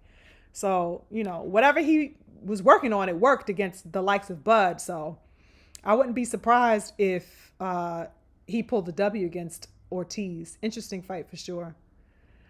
Ambrose says, does Ortiz have the mental IQ and mental stamina to fight Madrimal for the win? That will be interesting to see. No lies told, Ambrose. Yeah, that's a great question. That's a great question to reflect upon. Let's see. Let me see if I'm missing anything. Acondo, the king says, oh, where'd you go, Acondo? Oh, here he is. He says, Dubois might KO Parker. Ciao. I would not be surprised. But Parker's fiery now. When that man get to throwing them, you know what I'm saying? When he get to throwing them haymakers, he's something to watch out for. He don't come to play. He is not a timid fighter. He is very fiery. So I think that's going to be a great fight. Real talk, I wouldn't be mad whoever won that fight. I wouldn't be mad at all, because I think they're both pretty good fighters, really good heavyweights. And we need a face of the heavyweight division. I know it's Usyk and everything like that, but I I like Usyk, and I give him all the credit that he has earned. You know what I'm saying? I don't have to give him anything because he took it. The motherfucker earned it. But something, he's just like on the sidelines for me. I don't really feel like he's the face of the heavyweight division, and I feel like the heavyweight division needs that type of presence. You know what I mean? Like how Wilder was doing it, even AJ. You know what I'm saying? Rock with AJ or not, he at least had a face to it. He at least started to make a brand around the heavyweight division. I don't think that Usyk has that capability. I think people know him and people credit him as being talented, but I don't think that he necessarily has the severity to hold the heavyweight division as being the face of it. Outside of his accolades, like I don't think he don't have a soul that is carrying the heavyweight division to me. Daryl says, I'm praying for the upset with Tank versus Roach. Yeah, I think you mentioned that last time. I'm praying for the upset with Tank versus Roach. Roach needs a Buster Douglas moment, child. And you know what? I low-key been hearing that. Like, what if it... And I've been hearing the Buster Douglas referenced all over the place. Like, yo, I think this is a, Buster Douglas, Mike Tyson type of shit. That would be crazy if that were the case, y'all. Oh, my God. The Tankamaniacs would I don't know what they would do. They'd burn all their goddamn red bottoms. They'd do something drastic like snatch their own goddamn weaves off. They'd stop perming their damn hair for 3 months if Tank lost that damn fight. Child, please. Stephen Brown says, hoping for that Schofield against Shakur. Oh, you're talking to Daryl on that one. Sorry, King. I'm all in your business. Let's see here. What else are my people talking about? The lovely King Stephen says, Derek Chisora just did his thing. Wow. Did you see him cry? Oh, that fight was today? And this is supposed to be his last fight, right? Did you see him cry? Oh, he knocked Wallen down twice. That's crazy. I'm happy to hear that. Let's go, War Chisora. Okay. I like War Chisora. Even though he be getting his ass kicked left and right, I rocks with him because that's do you see the warrior spirit we were talking about earlier? That man got it. I don't think anybody questions that Chisora got that beast in him, that dog, that animal that sits in the center of him. That man loved to fight, and I like him for that. Muharib, hello King, he says Majamov is going to beat Ortiz. Yeah, I could definitely see that. I could definitely see that. The King Uncommon said, Usyk skilled as all outdoors, but he creepy? So he can't be the face. Not creepy. Why you call him creepy? Uncommon said he creepy, so he can't be the damn face of the heavyweight division. I feel you. He is kind of creepy because he's silent. You feel me? But maybe that's because he doesn't really speak English, so he'd rather not say much because he don't know what the fuck to say. The nigga says, I am feel. Okay, that's about as much. Even though his English did get a little bit better, but I think it's a language divide. But on top of that, he does look kind of creepy too. He's a nice. He seems like he has a nice energy. I like that he, is so accomplished, and his story and stuff like that is wonderful. He seems like a very good family man. I like his overall energy, but he just does not have the. He doesn't have the soul. That's the only word that comes to mind that I think fits what I'm trying to say. The King Slim Hussein says, man, if Lamont upset Tank, it's over. You already know, King. These damn Tankamaniacs I don't know what they would do. I don't know what they would do. They wouldn't go to a damn nail salon for the next 6 years, probably. Oh my God. Yeah, facts, Stephen Brown. Congrats to War. Yeah, I'm happy to hear that he won. Oh, okay. It's by unanimous decision. Wonderful. Good for him. Good for him. Nice way to and if this is his last fight now, because I heard that this was his last fight on Twitter. I don't know how true that was, but they were saying that I saw it reported that it was his last fight in the UK, something like that. So interesting stuff. King Darrow says, we got to put Usyk on Rosetta Stone. Facts. We gotta pull out the, Ishango bone on his ass to fucking, calculate what this motherfucker's saying. I don't know what this man be talking about. Okay? We gotta take his ass to Napta Playa to figure out what the hell he talking about. The boxing scholar, hey, nice to see you. He says, Tank would pass away and still beat him. Well, I'd like to think so. That's what I'm expecting, boxing scholar, 1000%. And that is precisely the reason why this fight is, lackluster, to put it nicely.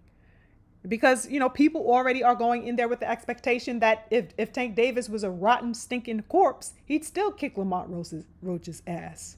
That's the very thing that makes this fight, disgraceful. Because real talk, he should be in there with goddamn competition. Okay? I want to see him in there with comp. I don't want to see him in there picking daffodils. That's the goddamn problem that I have with Tank Davis. Get in there with some damn comp and show me that you are who the fuck you say you are. You can't do that against somebody that's easy. He doesn't seem to understand that, though. I guess that's beyond his comprehension. I like to see the young king step up at some particular point. You know what I'm saying? Boxing scholar says, I say we show up and jump Tank. Real talk. Where you want me to meet it? Where you want to meet at, King? Let's all meet up and go jump this motherfucker and drag his ass in there with some competition, because it seems like that's what it's going to take at this point, y'all. It seems like that's what it's going to take. We got to drag him and force him in there with some competition, because if left to his own vices, he's not going to get in there and fight anybody worthwhile.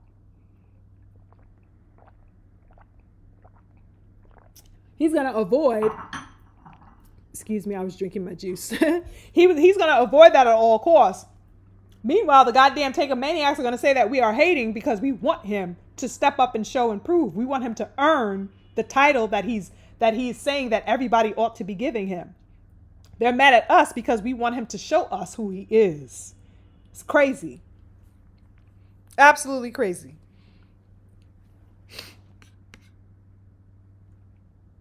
The King Seth Brown says, the Tank very polarizing right now, more than ever in his career. Ain't it? He is very polarizing. And you know what? I think this is a first for Tank Davis as far as this level of polarization. I don't think that he's ever previously faced, so split and so divided a perception about him. I think he's always been garnered a level of, immense respect. People have always, taken him for, a prodigy, a talent, okay, under the Floyd Mayweather, regime, if you will, under that particular banner. People always allotted him a level of respect that, other people weren't to the degree that he was, and I think this is the very first time that he's ever seen this level of criticism as far as his, and dissection of his resume, even of his, abilities to claim warriorship. I think it's necessary. People should be looking at him for what he is doing. It's not like stories are being made up about him. We are looking at the facts. We are looking at the details, and we are making analyses based off of those details. Like, no, we are looking at these things, and these things are saying that you are lacking here, here, and here. What are you going to do to fill in these particular areas? Can you? And if you cannot, then can you really call yourself the king of the division or the king of the sport? No, the talk is not good enough anymore. It's not. And he's been skating by on that for some time. Not that the king is not talented, not that he is not worthy of being called a king. He is. I can call him a king because I think that he is one, but he cannot be called the best until he proves that he is. He just can't. There's no reason why Devin Haney should have ever came close to undisputed with him standing in that goddamn division if he is the so-called king. Not on my goddamn watch, because I'm selfish like that.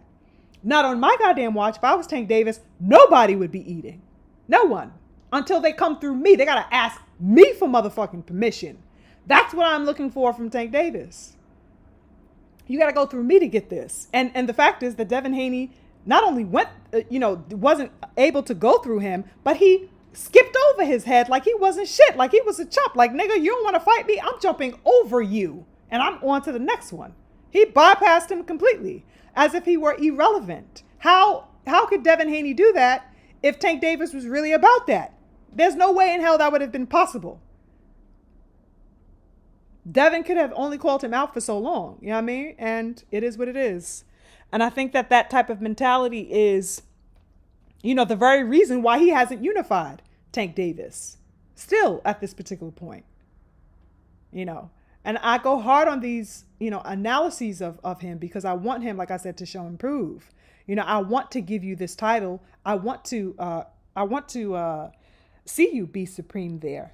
I'm asking you to do it. I'm asking you to do it. You are the one that's refusing, not me. I'm telling you to go step up and take that shit. You sitting down, getting your toenails painted. The fuck kind of time are we on here? It's weird. Absolutely weird. The boxing scholar said he won't see it coming. Facts. Let's go jump his ass. Let's set it up ASAP. The King of Kondo says his weird fans created this. Yes, they created it. Actually, I would even, I'd say that Tank Davis created it and his fans just uphold it. They defend it and protect it. Because had Tank Davis been fighting, the people that were in demand of him to fight and unifying, none of this would have even been a conversation for his fanboys to uphold. But because he is refraining from competition, they go about justifying his refraining because they don't want him to show and prove. But these are the same people that will call themselves fans of him, supporters of him. How are you supporting him and you don't want to see better of him? It doesn't work. That's an oxymoron to me. Lovely Daryl says, Tank isn't a prospect anymore. We want to see him fight real competition now. He's really not doing that. Absolute facts. The intelligent one says, still like the fighter Tank, but damn it, Tank. You got to damn fight somebody. I could not have said it better, intelligent one. Absolutely. Steph Brown says, you're talking to somebody else. Why do I keep getting in your business? You're talking to somebody else in the chat. Daryl says, I think the disappointment stems from all of us being Tank supporters. At one point, he disappointed a lot of us with his competition. That's exactly what it is, Daryl. Absolutely, that's the case. The King Steven says Chisora will fight. Oh, Daniel Adrian Usyk. Hold up. So why the fuck was he crying in the footage that I saw? They made it seem like that was his, last fight. I'm not sure if that was that happened tonight or if that was, previous footage from the other day. But I came across something on Twitter. Maybe I didn't look into it thoroughly enough. But the caption had said something like that was his last fight or something like that. But all right, War. That's one thing this motherfucker refuses to do, and that's retire. So I'm not surprised I was actually surprised. I was like, last fight? This man never said he gonna retire. So that's funny. Let's see here. Raul Garcia, nice to see you. Thanks for coming. He says, so what's next? So what's next, not who's next. Salute, Queen. What does that mean, King? What's next? Yeah. Are you talking about my title? What's next? Meaning as far as the energy. Okay. That's why I say the full title reads, what's next up? Milestones to mildness. Is that what we could expect? I'm talking about the energy levels. What's next as far as the energy levels? Because the Benavidez is set off the year all the way right with their beautiful, war that they put on for us. And then I went into, kind of the lull that we seem to be entering with nobody talking about the fact that Keyshawn Davis has a fight next Friday. Okay. I have heard no anticipation surrounding Shakur and Schofield. Of course, nobody has been interested in the Tank versus Roach fight. Right. But that's the mild side. And then I brought it back into the momentum side and the milestone side with the fight card, the total fight card that's taking place on February 22nd. With that stacked card, of which Shakur Stevenson is a part of, right? But his singular fight I was talking about as a means to showcase that there isn't much attention being put on that fight whatsoever. but that there is possibility and fertile ground for all of the other fights on February 22nd to garner that level of momentum and excitement, to hold us over for a good bit of time. And particularly until we see Devin Haney get back in the ring. Intelligent One says that sparring between the two told me Tank knew it was going to be trouble ahead to close out the division with Devin in it. Yeah, 1,000%. 1,000%. I have no doubt about that at all. Uncommon says, can you imagine if Tank had Devin's mind? Ooh, child, that's a bar, Uncommon. What? That's what I want to see. That's what I wish he had, that mentality, because if he did, goddamn, boxing would be on fire. On fire. He can very well carry that, torch and crown. He can do that. He is refusing to do that. And that is the very thing that just has me, in all types of perplexities in my mind about him, because I don't know why he is not taking on that mindset. God damn, can you imagine that? Is the perfect question to ask, King Uncommon. That's what I'm waiting for. That's what I wish would be inspired in him. But he talking about retiring and getting all the fight out of his body, according to him. Or I want to let all this anger out of my body. Like, what? I want the anger all out of my body. It's like, what is going on here, Tank? No. Get the demon time. And if you're not going to get the demon time, then pack your shit and go. Don't wait. Get it out now and move out the way now. And stop asking me to pay for fights that you don't even want to, have your own level of excitement for. Against competitors that we can be building a level of excitement for. It's crazy. The King Roll Tide. Hey, King. He says, can you imagine if Tank was undisputed and approached Devin to fight and Devin said no? Them Tank fans would have a 5-day straight live calling Devin a duck. You ain't never lied, King Tide. Okay? Oh, King Tide, I got to wrench you up, by the way. Got to wrench my King Tide up. Yes, King Tide. No lies told. They would not let up on Devin Haney for a second, if the shoe was on the other foot and he ducked damn Tank Davis for undisputed. Child, please. Oh, I told you Devin ain't nothing. See, he ain't about that. Blah, blah, blah. It's crazy. If they have all of that bravado now and Tank don't send an offer to no motherfucking body, not named goddamn Margaritas, Benitez, Finitez, and Lamites, okay? Or somebody in the 130 division, if they have all that bravado around these motherfuckers, imagine if Tank was actually sending contracts to the real ones and was being turned down by the likes of Devin Haney. Child, please. Please. We'd never hear the end of it. Never. Stephen Brown, hold up. Let me make sure you're talking to me because I've been all in your comments for whatever reason. My eyes go to you and you're talking to somebody else. So let me make... Okay, we good. Stephen Brown says, Top Rank doesn't market their fights all that much. Unfortunately, I believe Denny's and Keyshawn are on a Friday. Yeah, that's next Friday the 14th. That's next Friday the 14th. But you know what? Yes, the Top Rank promotion and stuff like that. Yes, I can agree with that.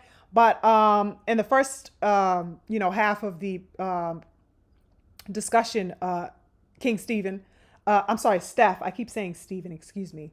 King Steph is, I think a lot of it, rides on the shoulders of Keyshawn as well. He is not very good at promoting himself for a prolonged period of time, which is one of the issues that I brought up earlier when I was talking about him. I think that, I don't know if this is still a learning curve for him. He's still maybe settling in. Of course, he's riding off of the wave of a very impressive win that the boxing world gave him all types of accreditation for. He didn't really ride that wave. And so it kind of, was buzzing around him and then it dwindled and then he called out the Tank Davis and it rose again and then he kind of let it falter once again. So he seems to be in a very inconsistent place. So I don't know what's going on with Keyshawn Davis. I think that he needs to, and I guess this will possibly be, as of course he continues to grow and, have more fights under his belt, he'll get better at it. But yeah, I just find it, too inconsistent for me. I'd like him to get a beat on, how to keep his name synonymous with smoke. You know what I'm saying? Because I think that a lot of people like the spirit in him. They like the heart in him when he's on that type of demon time. They like his fight style. He's very, eye friendly, to people like casuals, even to diehards and stuff like that, because he is very, very prominent and aggressive in the ring.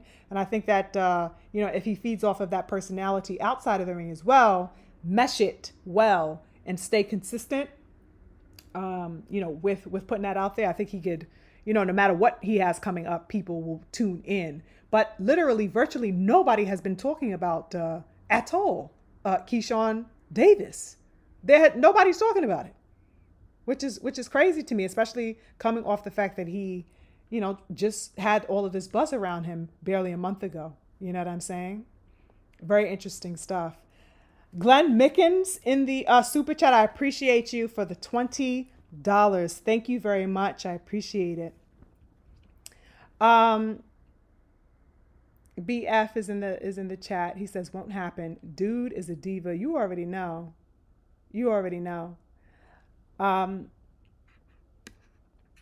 Raul Garcia says, okay, King. Okay.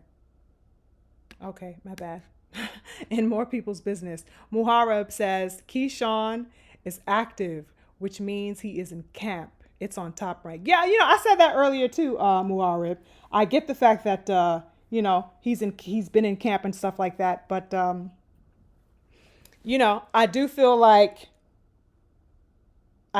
there's an aspect to keeping your name relevant. We've seen that done time and time again. You know what I'm saying? It doesn't mean you have to be in everybody's business and obsessively typing on Twitter or anything like that. Not at all. But, for the past month, he's been ghost. And it's like, you can't be ghost when you have a fight that you need to be selling.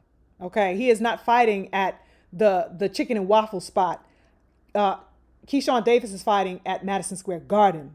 So he has to show up and, do his part as well. People are not coming to see Top Rank. They are coming to see him.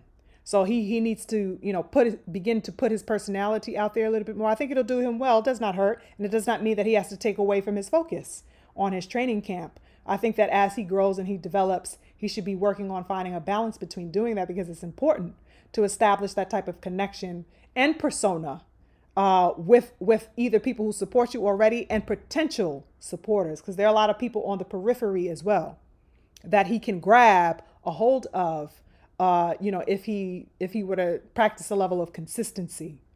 The King BF says they don't let up on Devin, and he hasn't done a damn thing wrong. You already know what time it is, King. Hey, Jut, nice to see you. Thank you for coming. I appreciate you. Thank you.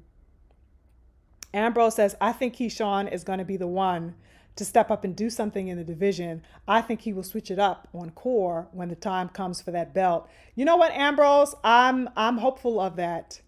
I am hopeful of that. And I know a whole lot of people who are as well. A lot of people don't want to hear the whole brotherly love shit between he and Keyshawn. You know what I'm saying? And that fight that he just won so impressively, Keyshawn Davis, is, really put that fight at the centerpiece of people's dialogue once again about a potential fight between he and Core. You know what I mean? People are like, yo, we want to see, get it busy. That whole brother shit, y'all can still be brothers, but get it popping, get that back together. So maybe that's something that'll be simmering, in the next, couple of years, hopefully that'll be a really good fight to see. Why not? You guys are in the same division. You got to get it popping. He has a strap. You over here fighting for a strap. It's bound to happen if you guys are going to be undisputed. But if you guys recall, I don't know if a lot of you were here last week, but I exposed the fact that, or I should say not exposed, but I shared the fact that Keyshawn, I keep saying Keyshawn, excuse me, Shakur did an interview sometime about maybe a week or two ago where he was saying that he is not interested in undisputed at 135, you guys. Did you guys see that interview? Go check out my previous live where I divulged on that point. I divulged that point. He said he was not interested in becoming undisputed because of the quote unquote politics in boxing. It was very interesting stuff. So it's like, is that his way of bypassing Keyshawn? I don't know what the fuck is going on with that statement. I didn't like it, real talk. I didn't like it. It's like, why are you holding a belt then if you have no intention on collecting the other belts? Very, very interesting stuff. Hey, NBAD nice to see you. Thank you. Wow, I got some people coming in. Nice to see you, King. Nice to see you. Mike S says, Keyshawn a dog. He'll do well. Give him some fights. Oh yeah, Keyshawn is definitely, he got that dog in him. I don't think that anyone, I don't think that anybody doubts that. In fact, he impressed upon us because we saw the potential for that, with his last fight. He definitely proved that he got that animal in him, and people want to see him take it further. No doubt about that. And I can't wait to see him take it further. I hope that he's successful next Friday against Baranchik. I hope that a little bit more dialogue gets generated, around that particular fight. And I hope that it builds some excitement for what's to come for Keyshawn. I don't speak about the mildness between what we see of, the non-discourse, related to his fight next Friday. I'm not speaking bad when I mention the mildness surrounding, the lack of anticipation around Shakur. And I'm not, real talk, trying to smite the King Tank for the lackluster fight that nobody gives a damn about with Roach. I'm saying these things to propel the fire. We have to acknowledge reality though, so that we can ignite the spark to do the opposite of what it is that we are getting. I call out the mildness so that we can divert from participating in mild behavior. I'm trying to incite the fire. So it's like, okay, this is mild. What can we do to turn this heat on? It's fucking cold in here. You know what I mean? So hopefully I want to generate the dialogue so that we can get the opposite effect. But we have to be realistic about what we see, because if everybody's in here shivering and freezing, but denying that they're cold, we have a goddamn problem. We have a problem. So that's why I like to have this discourse, so that we can generate that fire and that heat and make the demands on these fighters that they step up, wherever they are, and, come to the plate. Oh my goodness, the fool ass Earthman says she may smile, but it's never sweet. You already know that's my tagline, baby. That's right. Sugar free all day. Thank you so much. I appreciate your super chat. I really do. Thank you very, very much to everybody who contributed in the super chats today. It really means a lot to me. I'm glad that the super chats are working as well. I had to set my stuff up, so I'm glad that we're on and a popping now. I appreciate you guys very much. The lovely King Daryl says he had a chance at Undisputed if he accepted that damn 25%. You ain't never lie, Daryl. You already know. That was the dumbest mistake that he could make. Hey, King Darius. Nice to see you. Thank you for coming. Raul Garcia says Keyshawn and Shakur better fight before they retire. Ciao. I don't know what to say about this stuff. I don't know who's going to fight. 135, real talk, I have no expectations for 135, you guys. It is run amok so badly that I can't even be tied to it emotionally anymore at this point. Like, I can check in and maybe, raise an eyebrow here and there, tilt my glasses down to see what they do in a little bit, here and there. But as far as like a major investment in that division, I can't say that I have it at this particular point, because it's been too long where it's been, non-active, that I fear that it'll continue to be non-active. And so my investments lie elsewhere at this particular point. Daryl says Riyadh season is where the heat might be at. Oh yeah. That's what I'm anticipating. I'm definitely anticipating that. And most certainly with the young King Devin Haney. Hello.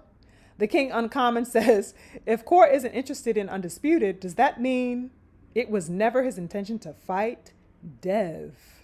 Was it always his plan to negotiate nonsense so he could just fight for the vacant WBC belt? King Uncommon, that is exactly why I call you Uncommon, because you always take an approach that is fresh. Okay, in your analysis. I love that question. Very interesting. And it really does beg the question. Because how the hell could he say he's not interested in Undisputed? How could he even say such a thing? So of course it'll make you say, well, were you ever interested in getting that death? That's an excellent question, King. It really is. It really is. Excellent question. It's hard to, analyze, but it is what it is. Excellent question you put on the table there. I think everyone could sit back with that one and answer that for themselves a little bit more closely. Xavier Jones, salute to you. He says, salute. I don't think Shakur turning down the 25% was a mistake. I just don't think Shakur was ready for Devin. That's an interesting analysis, and I can't say that I heard that perspective often. I think that's a good thing that you posited there, because that could have been the case as well. You know what, Xavier? I don't think I heard that perspective too often, because I think that in this boxing game, particularly with a lot of these fans, it's very egocentric. It's very ego driven. And so there are many people who would not want to posit that Shakur could ever not be ready for Devin Haney. They're just people who don't want to think on that wavelength, because it'll sound soft. It'll sound weak. But that is probably a possibility that is very real, is that to say, maybe he wasn't. Maybe he wasn't. He was just kind of maybe playing a cat and mouse game to do two things at one time, which is one, keep his name in the public eye by being tied to Devin, as he has always done in his professional career. They have been synonymous for a very long time, their names. And two, to kind of pass time and buy time. You know what I'm saying? That's a great question. I can't even contend with that. And I think it's a very real possibility that he was not ready for Devin. But these man fans don't like to say things like that publicly, because they are man fans, which means, they'll ride the bandwagon of this man. This man is a superhero in these people's eyes, with no fears, with no, doubts, with no, reality that they have to face and say, you know what, I'm not ready. They don't want to think of their fighters as not being ready for anything. They make their favorite fighters into comic book characters. But I think that's a very real analysis, Xavier. I really do. And it's very, very possible that he was not ready for Devin. And it's very possible that Tank Davis was not ready for Devin in all the years that they were in the same division together as well. Because that's another Superman character that they try to uphold, is Tank Davis. It's a possibility. You know what I'm saying? These things happen. You know what I'm saying? They happen. And it's very real that could be the case. The King of Kondo says, I think Shakur should move up to 140. Me too. But guess what, King of Kondo? Just like that interview I shared last week, where I said, that Shakur had stated that he was not interested anymore in Undisputed. Guess what he also said in that same interview, King of Kondo? What he said was that he's only interested in going to 140 for the quote unquote big fights. Big money fights.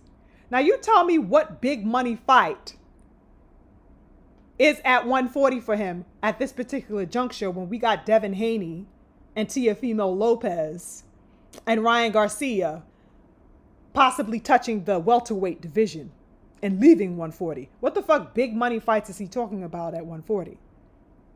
He also stated, King of Kondo, that 135 is plenty fine for him, and he'd rather stay there if over anything. So how interesting is that?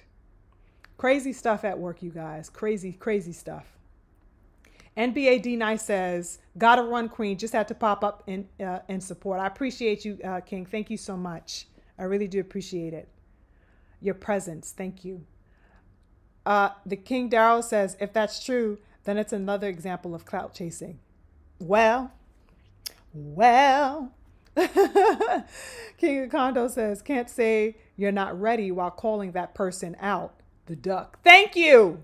But that's the cloak. That's the cloak, though, because he may be saying one thing and doing something else. We know two things can be true at the same time. So there is the allure that he is calling somebody out to cloak the fact that he is not ready for that very person that he is calling out. Very interesting stuff. Muarib says, as much as I hate cheating, Lion Ryan is the only one that fought two of the kings. Yes, that's true. He did get in the ring with him, whether he was doped up to his gills or otherwise. He did get in the ring, but I don't know. I can't really accredit him for that second fight because technically he did not get in the ring. The PEDs got in the ring on that second one. He didn't fight Devin Haney the way that he fought Tank Davis. So far he only gets credit for one in my book. Xavier says, I believe that possibility as well. Everyone tries to play Devin as the weakest of the three, but he has accomplished the most and tried to fight everyone. Absolute facts, Xavier. 1000% facts. 1000% facts. He is the only one that has persistently and consistently for the time that he was in that weight division, called out and tried to fight the best of them and saw to it, that he had achieved legacy while doing so, but still extended the offer, outside of the belts. He knew that Shakur Stevenson would be a legacy fight on his resume. He knew that Tank Davis would be a legacy fight on his resume. So in addition to collecting those straps, to solidify his legacy, he also wanted the names that were constantly associated with which is Tank Davis and Shakur Stevenson. He really did try. How much can a motherfucker do? He can't stay around forever and wait on you niggas to keep denying him over and over again or bypassing his offers. You know what I'm saying? So Devin is a real one.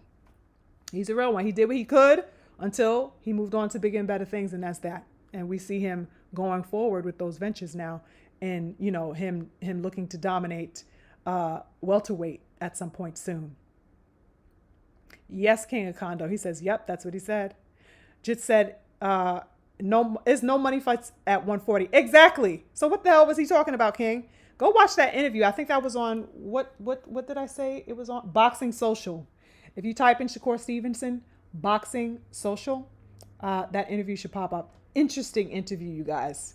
I encouraged the people to go watch it last week. I definitely encourage anyone here who missed my live last week to go check out that interview where Shakur Stevenson divulged those sentiments. Stephen L. the Mac, nice to see you. He says, well, Shakur, my man's 50 grand and all, but ain't no money fights, just people he need to fight. Yeah, I agree. I mean, if you're saying what I think you're saying, that, basically, the money fights pale in comparison to the people of worth who he needs to be fighting and adding to his resume. If you're saying something along those lines, King, I agree with that. It's like, I don't have a problem with anybody getting their bag as aforementioned, in the earlier half of the discussion. I was talking about bags and, as far as, not having to be bypassed in order to, make good fights. You don't have to do one over the other. You can do both, and you can get your goddamn bag and solidify your money fights, but you can also, at the same time, give the boxing public the fights that really, really mean something and really matter. Like I said, we don't get the bag. The fighters enjoy the bag. What we get are the matchups. That's what we get to take home. They take home the money. We take home the wonderful experience and the legacy fights that we can remember and relish over. That belongs to us, so we should be getting these fights just the way these fighters should be getting their goddamn bags. The King Tide said, it's sad that these new age fighters do more interviews than fights. Child, you better tell him. The Lovely King Darryl says, Ryan Garcia can't get credit for that second king he got in the ring with. Thank you. My sentiments exactly, Darryl. King Uncommon says, nah, Ryan was on that Captain America serum.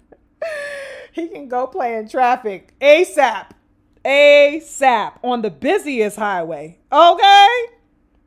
King Steven says, Ryan doesn't get credit for fighting Tank either.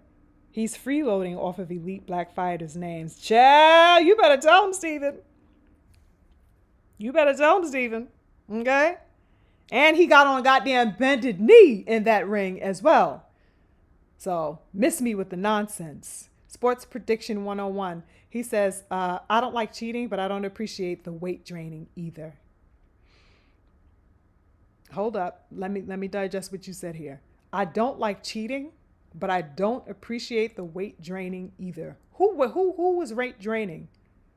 Weight draining? What you mean weight draining? So he cheated, but you're saying that on the other hand, Devin was weight draining him. Did he not agree to fight at 140? He agreed to fight at 140. Am I correct or am I not correct? And he never even fought at 140, ever. He always fought above 140. Let me read the second half. He says, and as far as Devin, he never wanted to fight at 135 after the Loma fight because we all seen Devin look sick making that weight. Devin was done at 35. That's why he gave Core the BE 25% offer.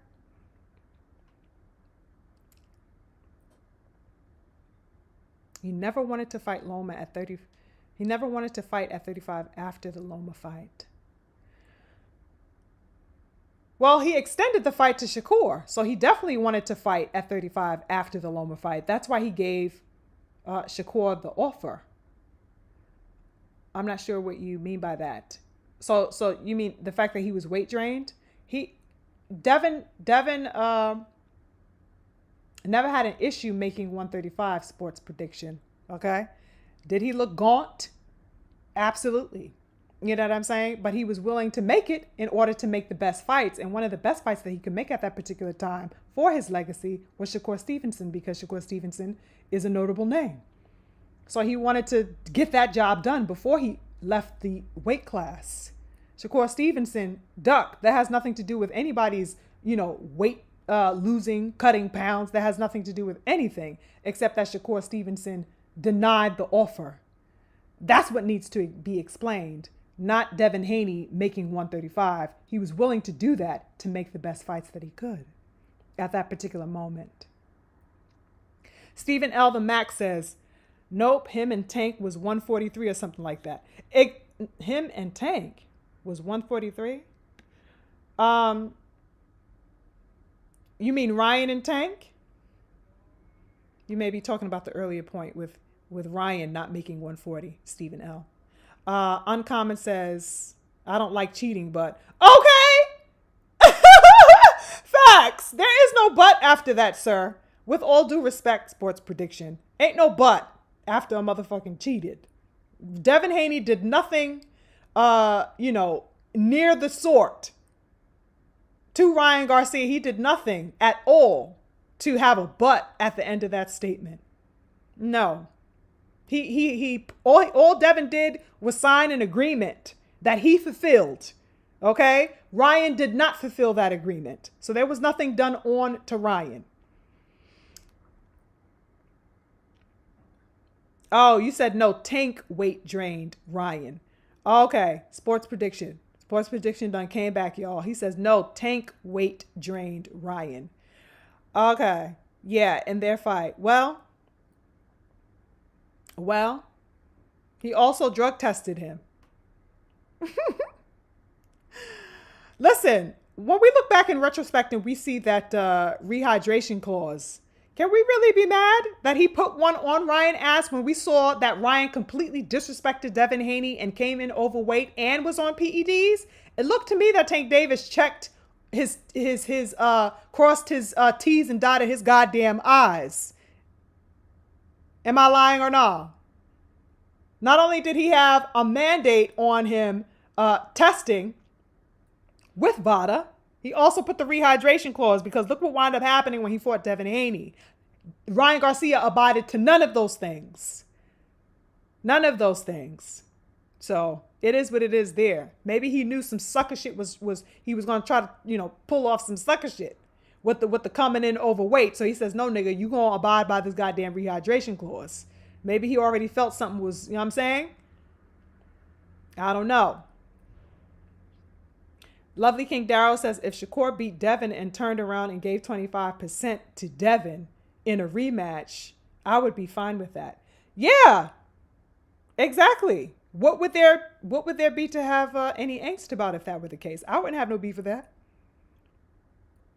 I wouldn't have no beef with that because I would know that Devin Haney, if he were on the losing end for whatever reason in that particular fight, he would want to get it back in blood and prove himself. So he would take that. As we've stated earlier, lovely King Daryl, Devin never has a problem taking a few steps back in order to take a few leaps forward, because that's what kings do when the time calls for it. So absolutely, he wouldn't have bitched and complained about it either. He would have absolutely taken that so that he can get his shit back. King Uncommon says that means Devin was willing to put himself at a disadvantage to fight the best. Thank you. Thank you. Shakur was BS for turning it down. Do you have any idea what the undisputed percentages have been historically? Please tell these people, King Uncommon. Okay. Ambrose says Ryan weight drained himself. Tank put a rehydration clause on him. That has nothing to do with the weight draining. Right. Right. Sports Diction came back. He says, if Devin wanted to fight Shakur at 135, he stay and wait to see if the sanctioning body was going to give Shakur more money. Okay. To my understanding, I think he went to the sanctioning body, but the sanctioning body, that was just an alternative, right? But the source of it was Devin. Devin is the person that would allot him that particular offer. He went as a second appeal for whatever reason to an outside party. He got them involved in that particular negotiation, which was strange. Stephen Elder Max says, at the end of the day, Dev gave and gives real fight fans what we want. He fights the best and makes the best moves in boxing. People are sour. He took that Bob deal and came out on top and still going ham. Woo! Tell these people, Stephen L. 1,000%. The King, Stephen says, Devin has so much integrity for this sport. Toxic fans don't appreciate greatness. That's literally what it comes down to, King Stephen X. Absolutely. That's literally all it comes down to. That's all it comes down to. Slim Hussein says, Devin was undisputed and already he was moving up. He gave Shakur an opportunity and he wanted money. Thank you. Thank you. He chose to be greedy over something that wasn't even fully a guarantee to him, like getting more money. Instead of the tangibles, which was the hardware that Devin put on the table and offered up. Like, yo, you can have these belts. You can have the title of undisputed. Do you know what that means for a fighter in any division to become undisputed? He passed that up, Slim.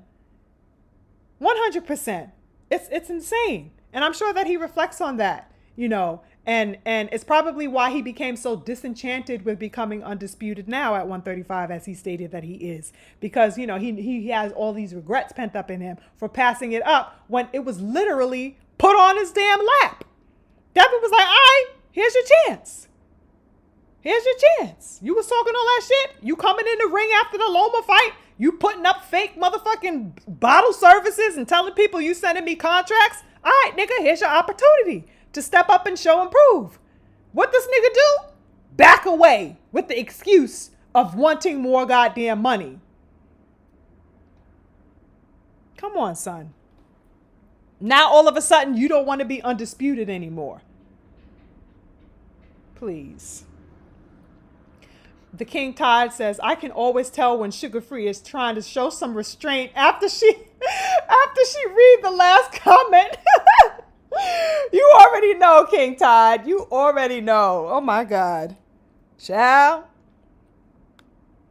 I be trying to behave. You know I got way too much fire. Way too much fire. The intelligent one says, they are not sending Devin those offers because they know Dev has already proven that he does not mind taking less to do more with the opportunity. Yes, yes, yes, yes. With the opportunity to come get you.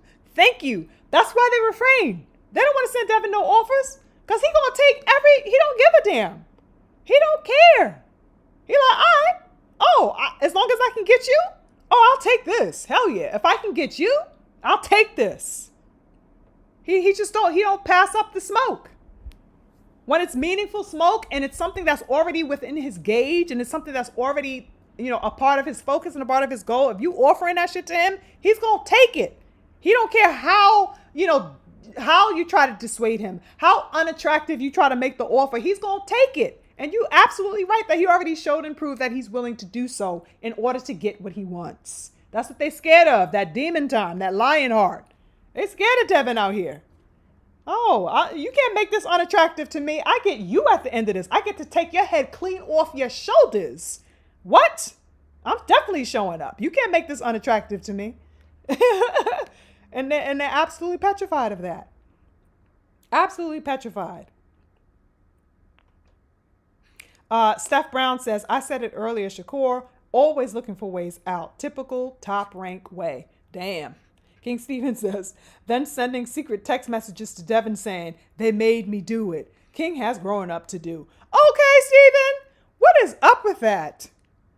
What is up with that? When BF revealed that, the many times that he has, over the past, years or however long, it was crazy to me. And then, of course, he pulled up the receipts to back that up. Oh, it wasn't me. Oh, they told me to do that.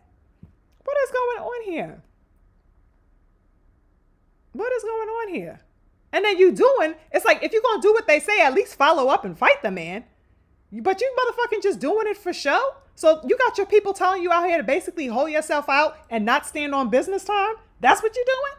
It's not like they're saying, yeah, send him the text messages, send him the bottle service or whatever so that we can get this fight popping. No, they telling you to front on public motherfucking, social media accounts, pass it around all over social media that you fucking capping? What's going on? No. If you're going to show out with the antics, at least back that shit up with some action. Otherwise, what's the goddamn point? It's weird. It was very, very weird time at that time. And I quickly, put Shakur on the shelf at that time. I did not consider him a part of my Gunners anymore at all because of those particular antics. I've slowly been trying to give him a little bit of, consideration, seeing how hard he was castigated, over the past year and stuff like that. But he's still slowly having to prove himself to me. I can't say that I'm all the way with my heart wrapped around him, but I definitely do want to see him prevail because, I know his past mistake doesn't mean that he doesn't get to, at least have a chance at solidifying greatness for himself. He is overall, a really good fighter. And I'd hate to see that potential dwindled, or just swept aside, for some silly, immature mistakes that he made in the past. He still stands to claim space for himself. He just has to be mature enough to do so, as I think you said earlier, Lovely King.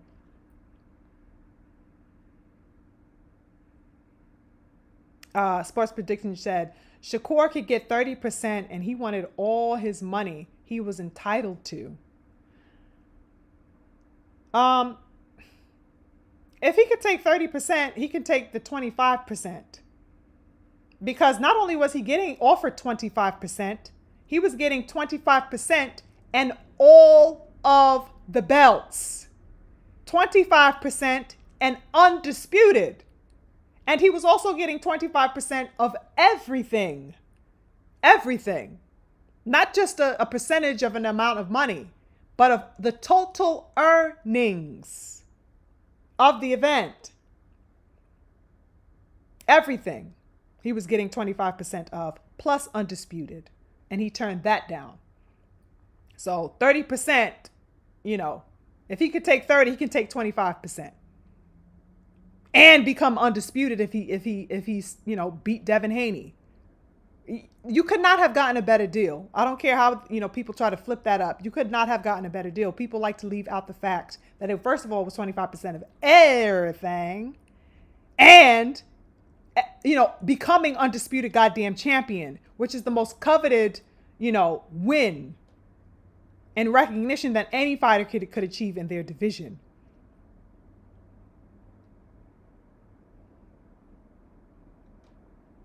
Ambrose says, and that's why I keep asking, what has Core done at 35 to prove he is in the top 5, except for clout chasing Devin Haney and his rep from a lower, 130 division? It does not add up.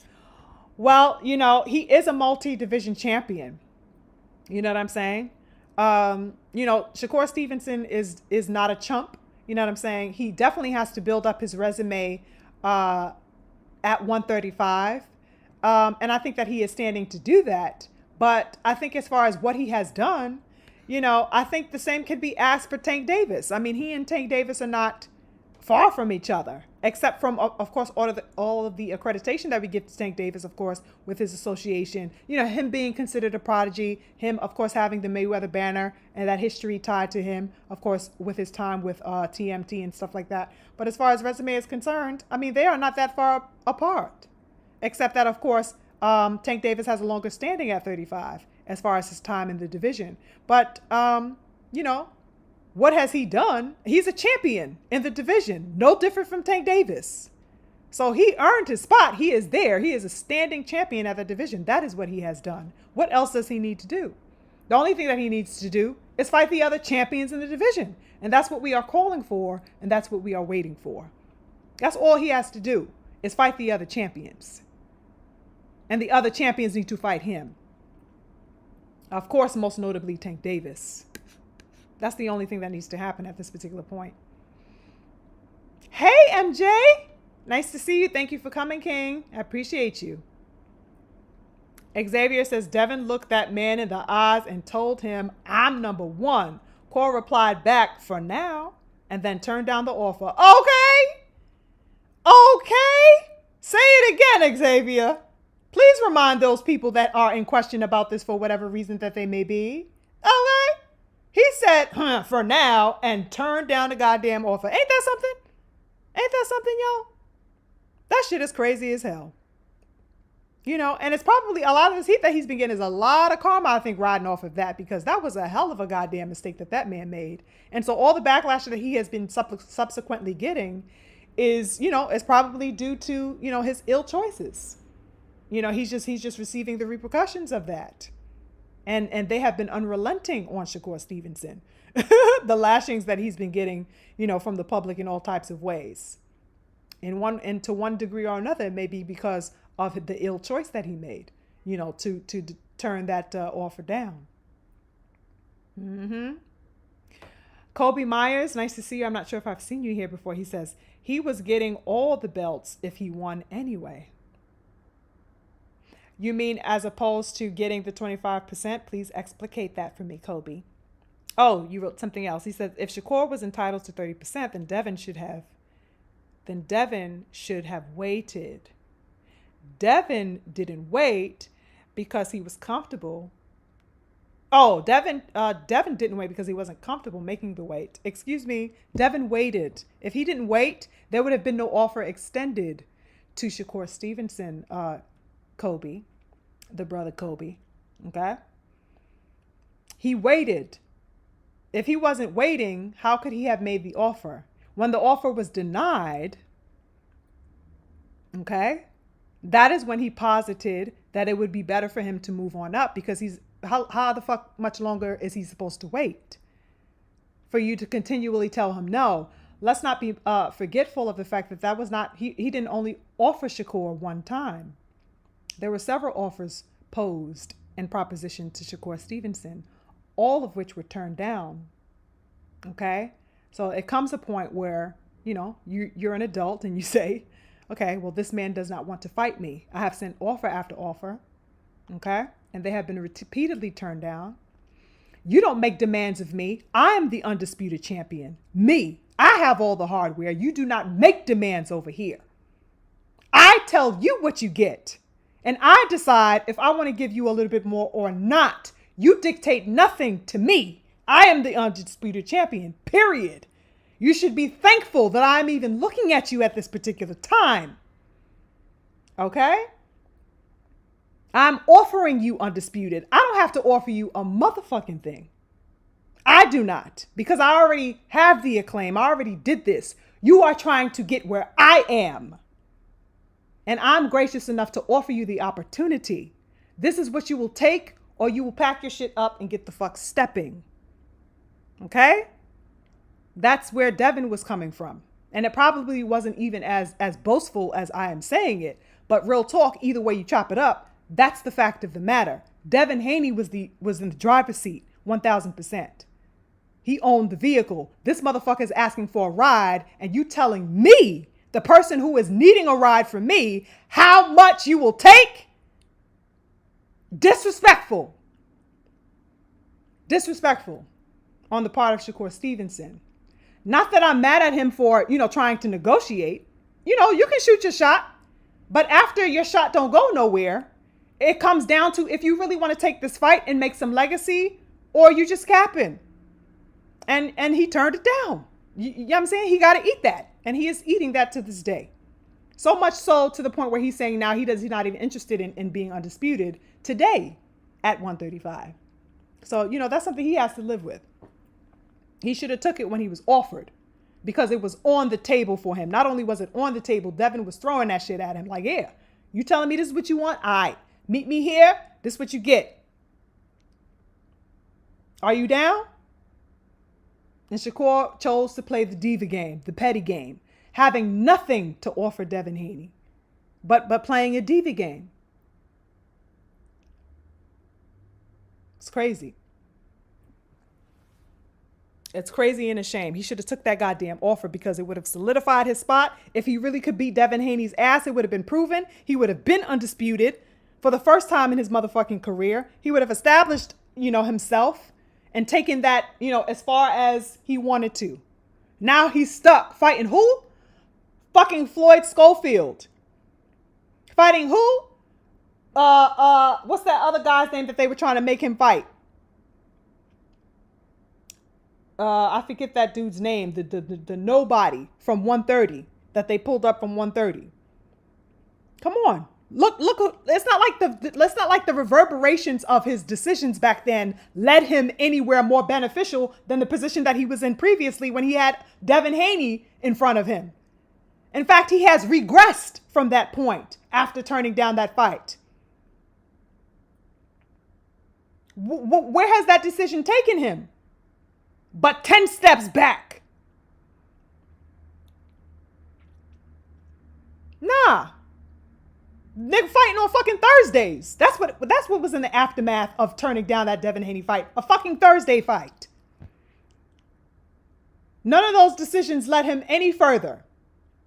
He regressed since then. And he is still suffering the consequences, to this day. Shout out to Schofield. Schofield, like I said, he's ranked number 2 in WBA. He's a ranked fighter with the WBA. That's all good. But he ain't nowhere near no goddamn Devin Haney. And no offers from people like Devin Haney have been made for him ever since he turned that shit down. So what are we talking about? Where did his decisions lead him? Except backwards since that particular point. It don't make sense. Looks to me like he should have took the goddamn offer. He would have been a hell of a lot further today, if you ask me.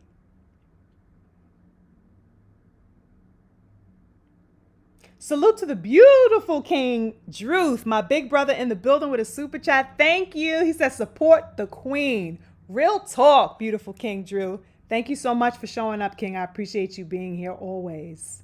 Always. Cordina, thank you. I was about to say Karen, but I knew that wasn't his name, but I knew it was something with a C. Thank you, Uncommon. Yes, Cordina. That's what he was being offered. You feel me? Like, come on, son. The perspective gotta open. We can look at things plainly and keep it real. It's not to castigate or disavow Shakur Stevenson, but the reality is the reality. The reality is the reality. He made an ill decision. And it would be nice to see him learn from that decision so that he can correct those missteps. He needs to be on the path to correcting those missteps. But how can he when he's telling us now that he's not even interested in becoming undisputed at 35? What kind of talk is that? Then what the fuck are we doing here? Why does one belt matter to you if all of the belts don't matter to you? Why are you even a belt holder?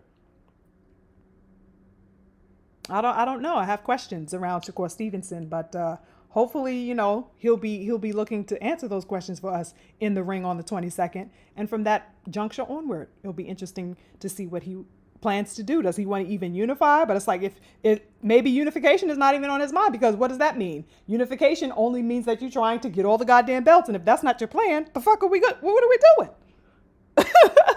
You know what I mean? It's weird. It's weird when we consider that perspective. Very, very weird stuff. I'd like to be proven wrong. Like I said, I support these brothers. My analysis is hard on them because, I'm a person who likes to look at things plainly, and I'm a person who likes to deal with things as bluntly as possible, as realistically as possible, as practically as possible. So, we'll see what happens. He's still a very young man. It may just be that this is on his heart right now. Maybe this is an approach he feels for whatever reason tied to. Same thing with Tank Davis. I don't know what's going on with these young men. But hopefully they mature into themselves and we get to see some great legacy fights made. But if that's not the case, then I can't necessarily say that they will have my support, because I'm a fan of the sport of boxing first. And if I don't see, any value that you are upholding for that particular sport that I love, then it's like, well, I can't value you. It's very interesting, but I definitely hope the best for these young kings. I really do. It'll be great to see some wonderful matchups and to see some black excellence exemplified in this sport the way it has always been exemplified by our beautiful brothers. I want to see them carry that legacy forward. I think that's it for me, you guys.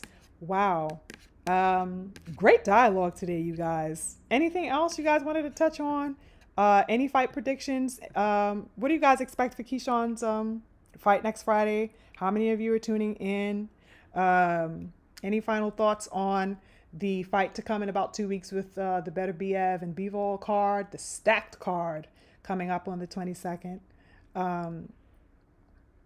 Other than that, I think I kind of gave all of my thoughts. Maybe as we get closer to that particular fight card, maybe we could talk a little bit more about fight style between, let's say, something like Parker, what we expect to see as far as the fighting approach that the fighters will take. Maybe we could do some fight analysis and stuff like that possibly, but yeah, for now, I think that's all I have to posit at this point. Let me know you guys' final thoughts. Oh, Daryl says, what's your Super Bowl pick? Child, I'm not even a football fan.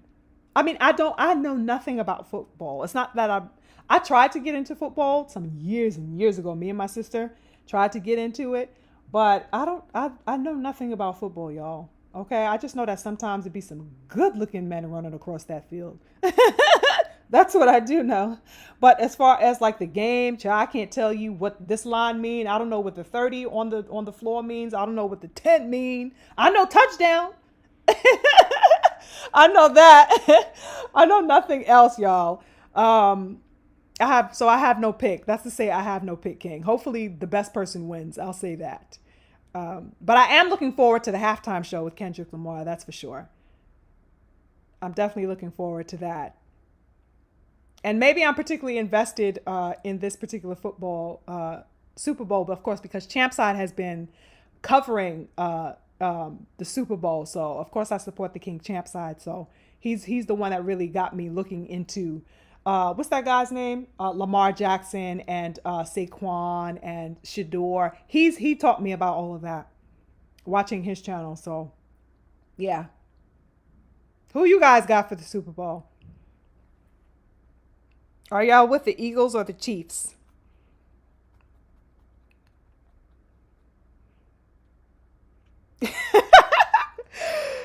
Daryl says, wow, I can't comment on the dudes. I'll comment on the cheerleaders. Facts. Oh my goodness. Yes, Stephen L., the baddest brand in the land, the only side. Happy for the King Champ side. He's been doing phenomenal coverage of the Super Bowl. Have you guys been following and liking and sharing his videos? King Champ side has been on it, you guys, interviewing the best of the best. Of course, I wish the King Champ side well. He's been doing phenomenal things, and I hope even more opportunities open up for him after this experience. Oh, Roll Tide, you got the Chiefs. Oh yeah, I think I remember you and Champside mentioning that you were a Chiefs fan. Okay, you got the Chiefs. Hen Dog got the Chiefs. Okay, all right. Okay, all right. Oh, Daryl goes with the Eagles. Okay, I think BF mentioned that he's a Eagles too. The Fly Eagles Fly. I've heard him say that. Okay, y'all. Jet has the Chiefs. Okay. Yeah, y'all. It's gonna be good. Like I said, I'm looking forward to the halftime performance with Kendrick. I can't wait to see what he does. Oh, your kids are Philly fans, Stephen L. Okay. Wonderful. Wonderful. Thank you, Glenn Mickens, once again for the $10 in the super chat. I really do appreciate it. Thank you very much. Hey Mo, what's up? He says, always a great cook. Thank you, King. I really do appreciate it. You guys, I really appreciate y'all. I can't say that enough, you guys. I really do mean it. I really enjoy coming in and talking to the family about this stuff that we love, this boxing that we love.